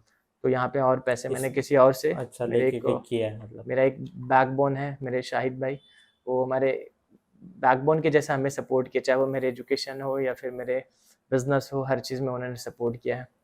तो उन्होंने पैसे में, उनके पास भी नहीं है लेकिन वो अरेंज करवाते हैं, ऐसे हमारे लिए मतलब कुछ भी कर सकते हैं, वो इस टाइप के हैं वो। तो उन्होंने सपोर्ट किया, पैसे फिर वगैरह, स्टार्ट उसके कर बाद दिया हमने जिम। स्टार्ट किया। फिर हमने AFC जो ओनर था असगर हाँ भाई, हाँ उनको हमने बुलाया कि अभी देखिए हमने ये स्टार्ट किया है, हाँ। अब क्या करें, आपके पास काम करें या यहाँ पे काम करें। तो काफ़ी एक इमोशनल थे वो भी, बोले कि ठीक है अभी तो तुमने स्टार्ट किया है, तो अभी यहीं पे, वो ये बोल भी नहीं सकते ना कि तुम मेरे पास करो, क्योंकि इतना मेरा इन्वेस्टमेंट लगा है। तो बोले कि अब यहीं पे स्टार्ट करो, कुछ ऐसा लगेगा तो फिर थोड़ा बहुत हेल्प लगेगा, सपोर्ट तो कर देना। बोले वो तो हमेशा रहूँगा मैं। अभी भी हमारे टच में, हमारे से बात होती है उनसे, और एक अच्छा गुडविल है, कुछ ऐसे काम पड़ता है तो हम करते हैं। अभी बीच में USA में थे वो, कुछ बैंकिंग का काम था तो मैंने किया उनका। सो अभी हमारा जो तो काम वहाँ पे है, वो कैसा स्टार्ट हुआ क्लाइंट आना आपकी जिम में? स्टार्टिंग में काफ़ी प्रॉब्लम था, उसके बाद भी लॉकडाउन लग गया वहाँ पे, हाँ लेकिन हमने बंद नहीं किया, शटर बंद करके हम अंदर ट्रेनिंग देते थे। जो हाँ हमारे कुछ जान पहचान के क्लाइंट्स आते थे, ट्रेनिंग करते थे रात में। हाँ। फिर धीरे धीरे धीरे धीरे धीरे काफ़ी टाइम लगे उसमें, स्ट्रगल्स काफ़ी किए यार। यहाँ तक तो अपन आगे बाकी बस अपन ने बॉक्सिंग की बात ही नहीं की, मतलब तुमने फाइट वाइट किए हो?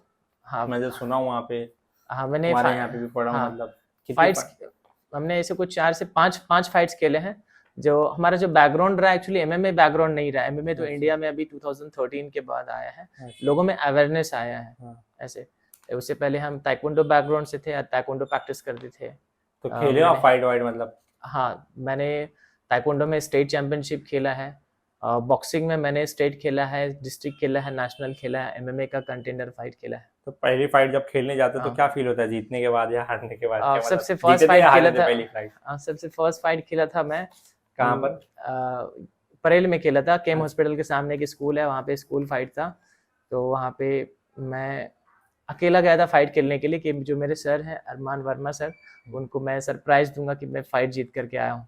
अच्छा। तो मेरे सपोर्ट में कोई नहीं था वहाँ पे। अरमान वर्मा सर कौन है? जो मेरे गुरु हैं यहाँ पे, अच्छा जिन्होंने मुझे ट्रेन किया है, अच्छा। उनका भी काफ़ी बड़ा सपोर्ट रहा है मुझे ट्रेनिंग को लेकर के, बहुत बड़ा, बहुत बड़ा।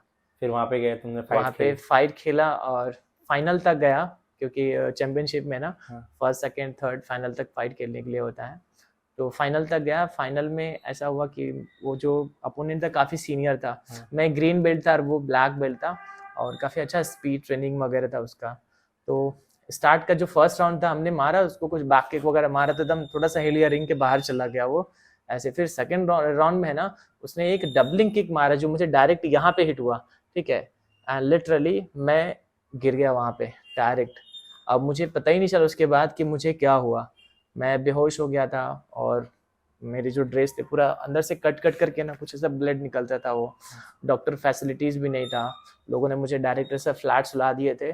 और कुछ 2-3 घंटे के बाद जब मेरी आँख खुली, तब मैं ऐसा उठा, और उठने के बाद देखा तो मेरे पास एक ब्लैक एंड वाइट फ़ोन होता था, उससे जब देखा मैं फेस, तो देखा कि पूरा स्वेलिंग टाइप का ऐसा कुछ था, कुछ अलग फील हो रहा है, और कुछ याद नहीं आ रहा मुझे कि मैं यहाँ पे क्यों हूँ, यहाँ पे क्यों आया हूँ अच्छा। मैं कहाँ रहता तो हूँ, नाक ठीक से है। मतलब तुम्हारे दिमाग पे भी प्रेशर आया हाँ, था क्या? कुछ भी याद नहीं आ रहा था मुझे ऐसे तब, लेकिन इतना पता चल रहा था कि मुझे कुछ चोट लगी है यहाँ पे, जिसकी वजह से शायद मुझे ऐसा लग रहा है। देख रहा हूँ लोग इधर चिल्ला रहे हैं, गेम हो रहा था, चिल्ला रहे हैं, ठीक है ऐसे, और लोग आ रहे मिल रहे, अरे अमान ठीक हो गया, क्या हुआ क्या हुआ, कुछ नहीं समझ में आ रहा है क्या हुआ मुझे। वापस से सो गया, मतलब कि नहीं थोड़ा सा रेस्ट देते हैं। वापस से 2 घंटे के बाद उठा, और जाकर के बाहर देख रहा तो मेरे नाम से अनाउंसमेंट हो रहा था मेडल का, तो सिल्वर मेडल मैंने जीता था वहाँ पे। तो वहाँ पे खाली मतलब मेडल मिलते हैं, पैसे भी मिलते हैं? नहीं नहीं सर, मेडल नहीं मिलता है सिर्फ। इंडिया में मतलब पैसे बहुत कम मिलते हैं ये सब चीज़ में। उतना गवर्नमेंट सपोर्ट नहीं है स्पोर्ट्स में, टाइम लगेगा।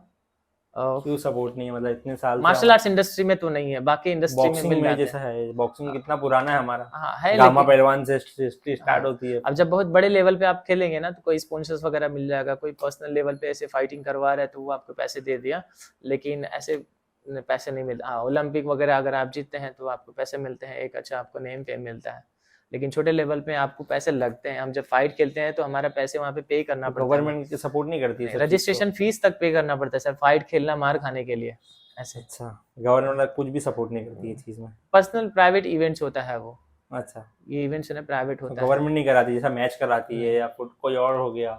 वो सारे भी इवेंट्स होते थे, कुछ ना कुछ एक कॉस्ट लगता ही है। अच्छा अभी जो साई स्पोर्ट्स कॉम्प्लेक्स है वो गवर्नमेंट का ये स्पेस है वो यहाँ पे कांदीवली में, वहाँ पे भी जो भी फाइट्स होते हैं ना, ठीक है, वो सारे प्राइवेट सेक्टर से होते हैं। जैसे अगर तो आपको गवर्नमेंट चाहिए, को तो कुछ फ्री में तो कराना चाहिए ना, मगर उतना नहीं, स्पोर्ट्स को लेकर के अगर आप देखें ना तो इंडिया में भी टाइम लगेगा, उतना गवर्नमेंट इस सब चीज़ों पे आगे नहीं आ रही है। आप बताइए कि आपको मतलब ऊपर वाले के साथ में आप मतलब मुश्किल टाइम में कोई नहीं था तो आप भगवान में मतलब बिलीव करते थे क्या, कैसे विस्तार में बता सकते ने हैं? मैं बहुत ज़्यादा बिलीव करता हूँ खुदा पे, और जो बिलीव है ना वो मैं अपने अंदर रखता हूँ मैं। और मैं सब, क्योंकि मेरा जो ओरिजिन रहा है वो एक मदरसे से रहा है, मेरी जो फैमिली रहा है एक फैमिली बैकग्राउंड काफ़ी स्पिरिचुअल रहा है, ये सब चीज़ों में। मेरी अम्मी खुद 5 वक्त नमाज़ पढ़ना डेली है ना, मॉर्निंग में कुरान की तिलावत करना। हम जब छोटे बेड से जब बाहर उतरते थे ना, मतलब बच्चे जब स्क्रॉल करते हैं थोड़ा बड़े होते हैं ना, तब भी हमें घर मेरे अम्मी ना कलमा हो गया, ठीक है, उसके बाद दरूद शरीफ हो गया, आयतल कुर्सी हो गया, ये सब चीज़ें, दुआ मासूरा, दुआ कनूद वगैरह याद करवाती रहती थी रात में जब सोने के टाइम होता था कितना तब। ज़रूरी मतलब आपकी बहुत ज़िंदगी ज़रूरी है, में? नहीं नहीं बहुत ज़रूरी है, बहुत इंपॉर्टेंट है ये ये इससे चीज़। भी मतलब आपको बहुत सारी कुछ मैं इस मिला? चीज़ को मानता हूँ कि एक बिलीफ सिस्टम है, और बिलीव ये जो बिलीफ सिस्टम है ना, जो लाइफ है, without believing there is no life. क्योंकि ये जो रिलीजन है इसको मैं मानता हूँ कि एक सिस्टम है, जो सिस्टम को फॉलो करके है ना आप काफ़ी एक बड़े लेवल पे और एक अच्छे लेवल पे आप जा सकते हैं। इस्लाम सबसे बड़ी चीज़ सिखाता है वो है इंसानियत। इस्लाम सबसे बड़ी चीज़ जो सिखाता है वो एक इंसानियत सिखाती है। अगर वो इंसान अगर अपने अंदर एक इंसानियत 50% ले आया ना, वो एक अच्छा इंसान बन गया, चाहे वो किसी भी कास्ट का मानने वाला हो। तो आपकी मतलब लाइफ में सिचुएशन जब मुश्किल आती तो उसमें को आप किस तरीके से देखते हैं? सबसे बड़ी चीज़ जो होती है मेरे लाइफ में, प्रॉब्लम्स तो बहुत बड़ी बड़ी आई है।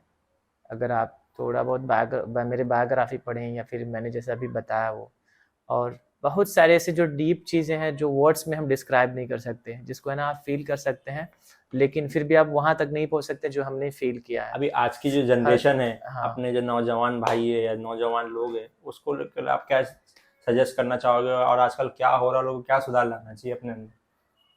आजकल तो तुम देख सबसे रहे हो बड़ा क्या जो हो रहा है। बदलाव है ना, प्रॉब्लम कितनी भी आए जो हमने अपने लाइफ में अप्लाई किया है, प्रॉब्लम कितनी बड़ी भी आए, आप सिर्फ एक काम करो।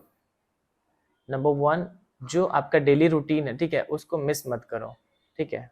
हमने कभी अपने लाइफ में छुट्टी नहीं लिया है, कभी एब्सेंट, कहीं भी काम करता हूँ, ट्रेनिंग वगैरह में हो, जॉब में भी जो मेरा रिकॉर्ड रहना, कभी एब्सेंट नहीं होता था मैं। डिसिप्लिन मतलब हर चीज़ में। Discipline, yes. सेकेंडली, अपने आप को काम रखो, शांत रहो, बस बोलना कम है, करना ज़्यादा है। और थर्ड थिंग, जो मैं हमेशा बिलीव रखता हूँ मैं, कि आज ये प्रॉब्लम है, कल ज़रूर बदलाव आएगा। आज ये प्रॉब्लम है, कल ज़रूर ये बदलाव आएगा, और वो आता ही है बदलाव, और बस अपने काम करते जाओ। और आजकल तुम देख रहे हो कि लोग बाग क्या गलती कर रहे हैं, मतलब सबसे ज़्यादा वो चीज़ के बारे में बता सकते हो? लोग डिस्ट्रैक्शन में बहुत ज़्यादा हैं, बहुत ज़्यादा, जैसे जो कि मैं अपने लाइफ में इतना नहीं था। जैसे अगर प्रोफेशनल लाइफ में अगर देखें ना, तो लोग शॉर्ट टाइम कहीं काम करते हैं और माइंड को डाइवर्ट करके रखते हैं कि नहीं ये काम बेटर, नहीं वो काम मतलब करते हैं, हाँ, वो सौ काम रुपये, बेटर, नहीं वो काम मतलब करते हैं। 1,000 का काम करें, हाँ, उनको 100 रुपये मिला तो बस नहीं, हाँ, उनको उसी में। स्विच करते हैं ज़्यादा हाँ। करके, उसमें डेडिकेटली नहीं काम करते, और ये नहीं सोचते कि हाँ इसमें भी सक्सेस है और इसमें भी एक्सपर्टीज चाहिए। वो बस स्विच करने में क्या होता है, उसका एक टाइम वेस्ट हो जाता है, माइंड बहुत ज़्यादा डाइवर्ट हो जाता है, और फिर उसका कोई खुद में भी एक रेपुटेशन नहीं बन पाता है। मैंने भी लाइफ में स्विच किया, लेकिन जहाँ जहाँ पे भी काम किया ना, 100% के साथ में काम किया है, ऑनेस्टी मतलब। 100% के साथ में।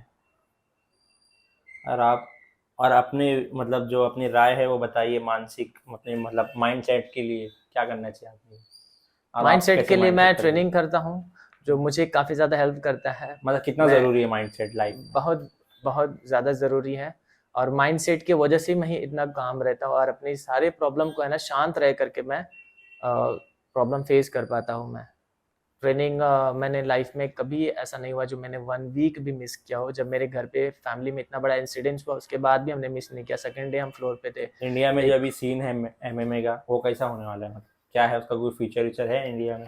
काफ़ी बड़ा वाइड इंडस्ट्री है एमएमए, और काफ़ी बड़ा फ्यूचर है। ठीक है, यूएफसी लेकिन कितना बड़ा है वहाँ पे? हाँ, नहीं, कोई भी एक बड़े ऑर्गेनाइजेशन हो, ये एक बड़े चीज़ हो, ठीक है, स्टार्ट एक ज़ीरो से होता है। अभी इंडिया में स्टार्ट हुआ है, समझिए कुछ 5-10 ईयर्स हुआ है, अभी लोगों में अवेयरनेस बढ़ रहा है, फाइटर्स अभी रेडी हो रहे हैं, प्रैक्टिस कर रहे हैं।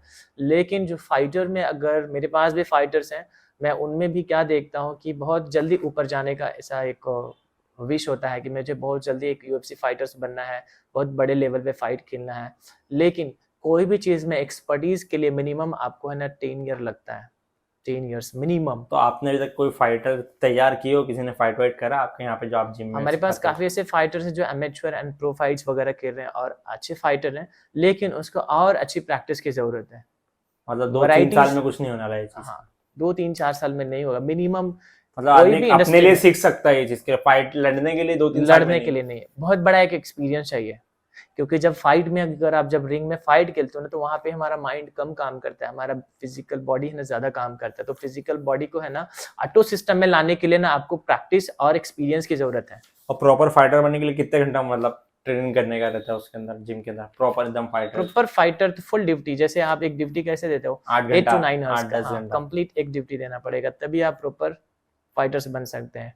अगर आप चाहेंगे नहीं मैं 2 घंटे ट्रेनिंग करके एक मैं प्रोफेशनल फाइटर्स बनूं, 2 घंटे ट्रेनिंग करके अपने डिजायर को मैं कंप्लीट करूं, तो सर ऐसा कुछ नहीं अभी होगा। ऐसे जिम में जा रहे हैं बिल्कुल नहीं अपन होगा। लोग बाग, जिम में जा रहे हैं, वर्कआउट कर रहे हैं, फिर बैठ जा रहे हैं 10 सेकंड, फिर पानी पी रहे हैं, ये मतलब ये सही है कैसा है मतलब? वर्कआउट का मतलब है कि नॉन स्टॉप करना, जिम में जा रहे गाना सुन रहे, फिर वर्कआउट कर रहे, नहीं फिर आ रहे गाना, पानी पी रहे, फिर बैठ जा रहे। गाना तो मुझे भी नहीं पसंद वर्कआउट करते टाइम पे, वो सारी चीजें हमें डिस्ट्रैक्शन लगता है। ऐसा चीज कि आप आजकल जिम फोकस, में यही सब भी हो रहा हाँ है। आपका जो फोकस है ना फिर किसी और चीज में रहता है, जबकि आपका जो फोकस है, आपका पूरा माइंड है वो प्रेजेंट लेवल पे होनी चाहिए। आप चाहे वर्कआउट करो या कोई भी चीज करो, क्योंकि ट्रेनिंग एक माइंड सेट को स्ट्रांग करता है। और वो माइंड सेट आपका स्ट्रांग कब होगा, जब आप माइंड को प्रेजेंट मोमेंट पे रखेंगे तब। ये नहीं कि माइंड को मैं कहीं और रख रहा हूँ और बॉडी को कहीं पे और रख रहा हूँ मैं। और वर्कआउट करते हैं मतलब पानी पीना चाहिए, पानी नहीं पीना चाहिए, बिकॉज बॉडी का जो टेम्परेचर है ना काफी अप क्योंकि डाउन मैं होता है। Gym yes। जाता था ना, वहां पर नहीं, करता वर्कआउट, बोले भाई थोड़ा सा पानी पी लो, 10 पानी नहीं सेकंड पीना रेस्ट कर चाहिए, लो। बॉडी है ना डिहाइड्रेट होता है। अच्छा। लेकिन अगर आपको पानी पीना है, you have to go sir, rest करो आप, उसके बाद फिर आप 2-3 मिनट्स के बाद आप पानी बोले पी सकते 8-10 सेकंड आप आराम करो, ऐसा बोलते हैं। थे। बॉडी का टेम्परेचर जब तक लो नहीं हो जाता, बॉडी का टेम्परेचर जब तक लो नहीं हो अभी जाता। नॉर्मल जिम में कैसा, एक वर्कआउट किए थोड़ा रुकने बोलते, फिर दूसरा वर्कआउट करो 10 सेकंड, तो ये मतलब सही है या गलत है ये? जिम का जो सिस्टम है ना वो अलग है, जो मुझे ऐसा लगता है कि जो हमारा जो ट्रेनिंग है, मतलब प्रॉपर ट्रेनिंग जो हाँ रहती जो ट्रेनिंग है वो अलग है, और जिम का जो ट्रेनिंग अलग है। जिम में आप बॉडी को असेंबली टाइप का करते हो, ठीक है, कि एक एक बॉडी को है ना शेप में लाना, एक एक बॉडी को ट्रेन करना, एक एक बॉडी को मसल्स को है ना रेस्ट पे देना। लेकिन ट्रेनिंग अगर आपको फिटनेस के लिए करना है, ठीक है, आपको एक अच्छा इंड्योरेंस चाहिए, आपका इनर स्ट्रेंथ चाहिए, फ्लेक्सिबिलिटी, स्टैमिना चाहिए, तो उसके लिए नॉन स्टॉप ट्रेनिंग होनी चाहिए। और नॉन स्टॉप ऐसा जब तक आपकी बॉडी ना बोले कि अब बस करो, तब तक आपकी ट्रेनिंग होनी चाहिए। अदरवाइज फिर आप बॉडी को पंप कर रहे हैं, दैट्स इट। आपका फेवरेट फाइटर कौन है? फेवरेट फाइटर खबीब है ऑब्वियसली। कभी भी है? हाँ। और कोई नहीं? मैकग्रेगर भी है, हाँ? ठीक है, लेकिन दोनों एक अलग मैकग्रेगर अलग स्टैंडिंग लिया उससे है। बड़े बड़े भी है, हाँ उससे बड़े बड़े भी हैं, जॉन लेकिन जॉन्स है, हाँ टाइसन फ्यूरी है, बहुत सारे है, माइक टाइसन है, मोहम्मद अली है, मैक टिशन है, ब्रूस ली हमारा काफी फेवरेट रहा है बचपन से। हाँ काफी सारे से फाइटर्स हैं। और आप अपने खाली समय में आप अपने खाली समय में क्या करते हैं मार्शल आर्ट्स और फिटनेस के अलावा? अपने खाली समय में स्टडी करता हूँ, मैं रिसर्च वर्क करता हूँ। अच्छा। मुझे काफी अच्छा लगता है, और ऐसा लगता है कि कुछ तो मिसिंग हो रहा है। जिस दिन अगर मैं वेस्ट कर दिया अपना डे ना, तो मुझे बहुत बोरिंग फील होता है। ऐसा लगता है नाइट में सोने से पहले कि मैंने आज बहुत बड़ा चीज कुछ मिस किया है। कभी ऐसा कुछ तो आप मैंने, खाली वहीं ट्रेनिंग कराते हो या कहीं और भी जाते हो मैं मतलब? और भी ट्रेनिंग वगैरह मैं देता हूँ, और पर्सनल ट्रेनिंग वगैरह भी देता हूँ मैं। रीज़न ये है कि मैं जब बाहर निकलूंगा ना, तो मुझे ऐसा लगेगा कि हाँ बाहर की भी ये चीज़ इंडस्ट्री है, बाहर भी है ना लोग कैसे ट्रेड करते हैं, उससे मैं कुछ सीख सकूं। अच्छा। पैसे कमाने के लिए नहीं, कुछ सीखने के लिए अभी ट्रेनिंग आपकी देता जिम हूँ। में कितने जन है, मतलब कितने जन ट्रेनिंग करते हैं करंट में? करंट में स्टूडेंट जो है वो 100 के आसपास हैं। हाँ 100 स्टूडेंट के आसपास अच्छा। करंट पे। हाँ तो डेली महीने बेसिस का आप पर कितना कमा लेते हैं? बस हो जाता है, हमारा जो रिक्वायरमेंट है वो फिल हो जाता है, और मैं खुश हूँ। अच्छा, अब प्लानिंग मतलब है आप थोड़ा सही है, मतलब अभी चल रही है। हाँ, लेकिन कुछ और करना है। अच्छा। एक्सपेंसेस बढ़ते रहते हैं, आपका जो एक्सपेंसेस है ना वो कम नहीं होता है, वो बढ़ते रहता है। एक्सपेंसेस बढ़ता है तो फिर इनकम बढ़ाने की और जरूरत शादी पड़ती कब है। हुई आपकी? No comments. मतलब आपको मतलब किस चीज से इंस्पायर मिलती है आपको? किसको देख के आप मतलब सीखते हो, या किसी से इंस्पायर लेते हो, या खुद से, मतलब क्या है? ठीक है, अगेन पूछिए। आप मतलब किस चीज से मतलब इंस्पायर होते हो, या किसी को देखते हो, या किस चीज को सीखते हो मतलब? एक चीज है, जो शायद लोगों को है ना एक यूनिक वर्ड्स लगता है, मैं किसी को है ना फॉलो नहीं करता हूँ, मैं बस उससे सीखता हूँ मैं, ठीक है, मैं लेकिन फॉलो नहीं करता, चाहे वो कोई एक्टर हो, चाहे वो कोई फाइटर्स हो। हाँ, उसकी जो अच्छी स्किल है वो ले लेता हूँ, अपने अंदर इम्प्लीमेंट में लाता हूँ। मुझे जो इंस्पायर करता है वो मेरा मिशन है कि मुझे क्या बनना है और मुझे क्या करना है, वो चीज़ मुझे इंस्पायर करता है। जब भी मैं रात को सोता हूँ या जब कभी ऐसा मैं फील करता हूँ अपने आप को कि नहीं मैं नीचे जा रहा हूँ मैं, या फिर अपने आप को वहाँ पे रोक के रखा हूँ, तब मैं अपने जर्नी बैकग्राउंड अपना देख लेता हूँ मैं कि अमन तुम कहाँ से आया है और तुम क्या कर रहा है। तुम्हारे लिए ये काम नहीं, तुमको कुछ अलग करना है, कुछ बड़ा करना है, कुछ स्पेशल करना है। ये चीज़ मुझे मेरे माइंड में आता है। और बहुत बार ऐसा होता है कि मैं अपनी बायोग्राफी मैं खुद ही पढ़ता हूँ मैं, ताकि मुझे वो चीज़ रियलाइज हो कि अमान तू भूल गया क्या, तुम ये कहाँ अधूरी से बाइक आया। का मतलब तो और बड़ा और करना ये है। इनकम्प्लीट मेरी हाँ बायोग्राफी है।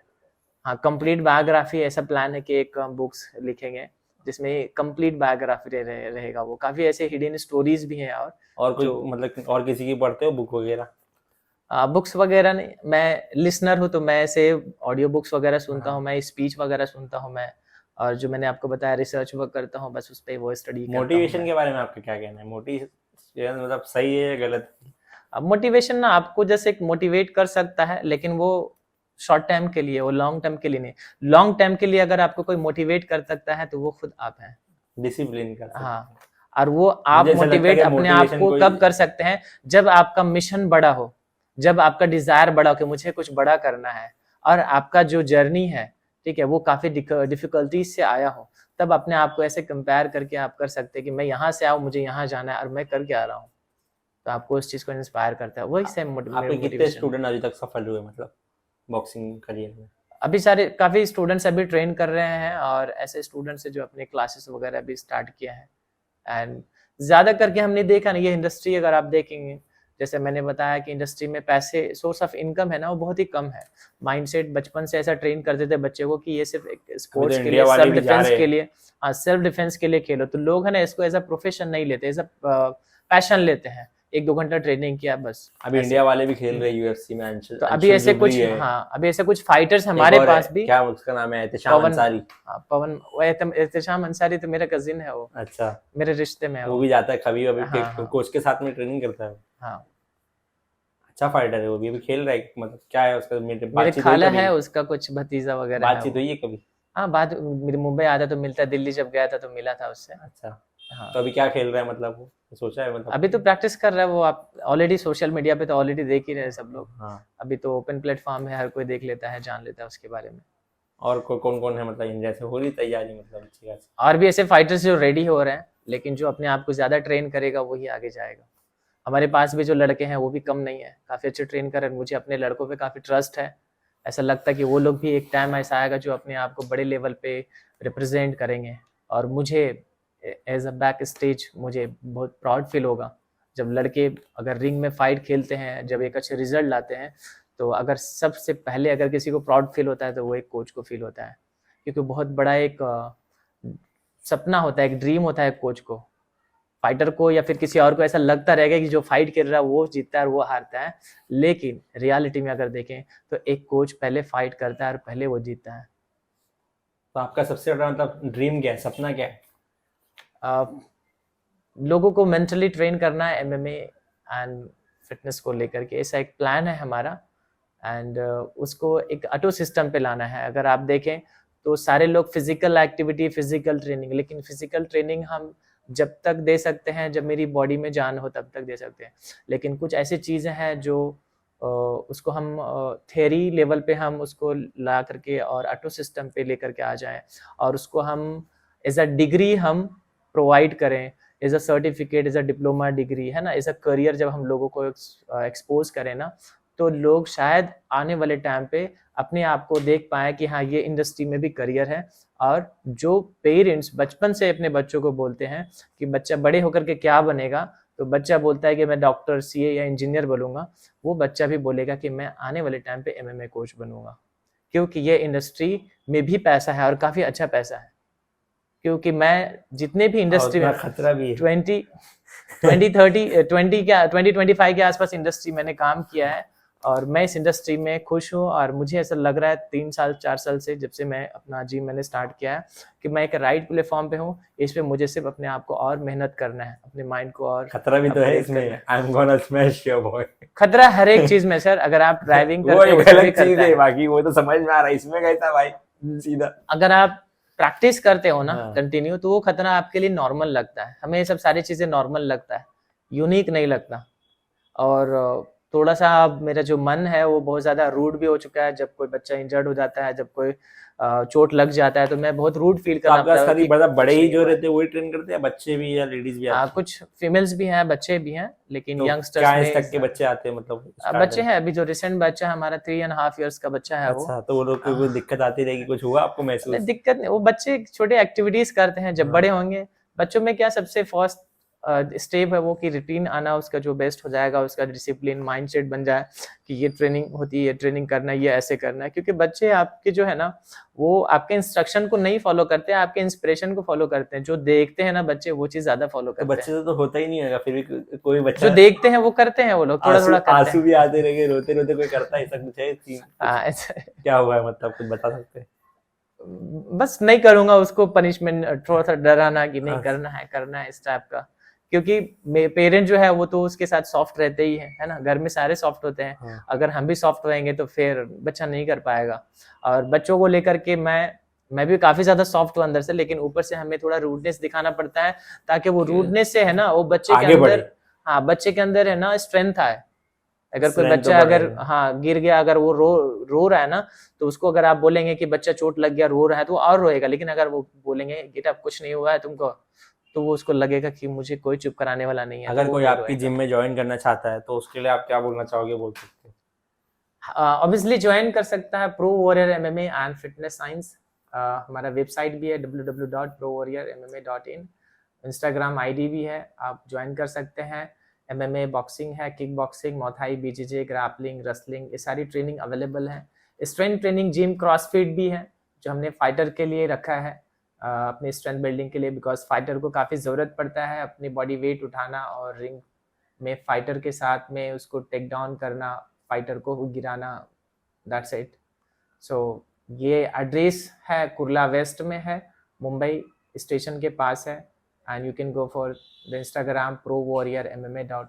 तो मैं नीचे आपको इंस्टाग्राम की लिंक डाल दूंगा, आपको इनसे कांटेक्ट नंबर भी डाल दूंगा, आप वहाँ पे डिटेल के लिए वो भी कर सकते हो। इंस्टाग्राम में इनकी वीडियो भी है पूरी डिटेल में, वो भी जाके देख सकते हो। आपको बॉडी में स्ट्रेंथ बढ़ाना है या फाइटर करना है या अपना आपको अच्छे से बनाना है, मेंटली प्रिपेयर करना, तो जाके आप सीख सकते हो। और आप बताइए आपको यहाँ के कैसा लगा, जो बहुत भी अच्छा ऑनेस्ट। लगा, एक बहुत अलग एक एक्सपीरियंस फील हुआ मुझे। और मेरे लाइफ का ये फर्स्ट एक इंटरव्यू रहा है जो आपने लिया है, और मेरे लिए भी काफ़ी एक लर्निंग प्लेटफॉर्म लगा मुझे कि हाँ, मेरे अंदर जो कमी है, जो अच्छाई है, उसको और कैसे बूस्ट करना है, जो कमी है उसको और कैसे हमें उस चीज़ से रिकवर करना है। बिकॉज यहाँ नहीं रुकना है हमें। हमने जब घर से हम निकले थे ना, तब हमारे पास बैग नहीं था, तब वो सब्जी लेने वाला हमारे पास थैला था। तो कुछ और सपने लेके निकला था कि मुंबई जा रहे हैं, वहाँ पे कुछ यूनिक बनना है, स्पेशल बनना है, ओनली वन बनना है और नंबर वन बनना है, ये सोच करके घर से निकला था। आज हमारे पेरेंट्स नहीं है मुझे ये स्टेज पे देखने के लिए, लेकिन अगर वो रहते तो मुझे इस स्टेज पे देख करके काफ़ी खुश होते। और मेरे जो सिस्टर है, मेरे जो और भी गांव के लोग हैं, वो लोग काफ़ी अनबिलीवेबल फील करते हैं जब मुझे वो सोशल मीडिया पे देखते हैं। मैं पर्सनली उतना लोगों से अटैच नहीं हूँ, लेकिन अभी फेसबुक हो गया, सोशल मीडिया में लोग देखते हैं, तो लोग ऐसे फील करते हैं कि हाँ कि ये कुछ ना कुछ तो यूनिक है।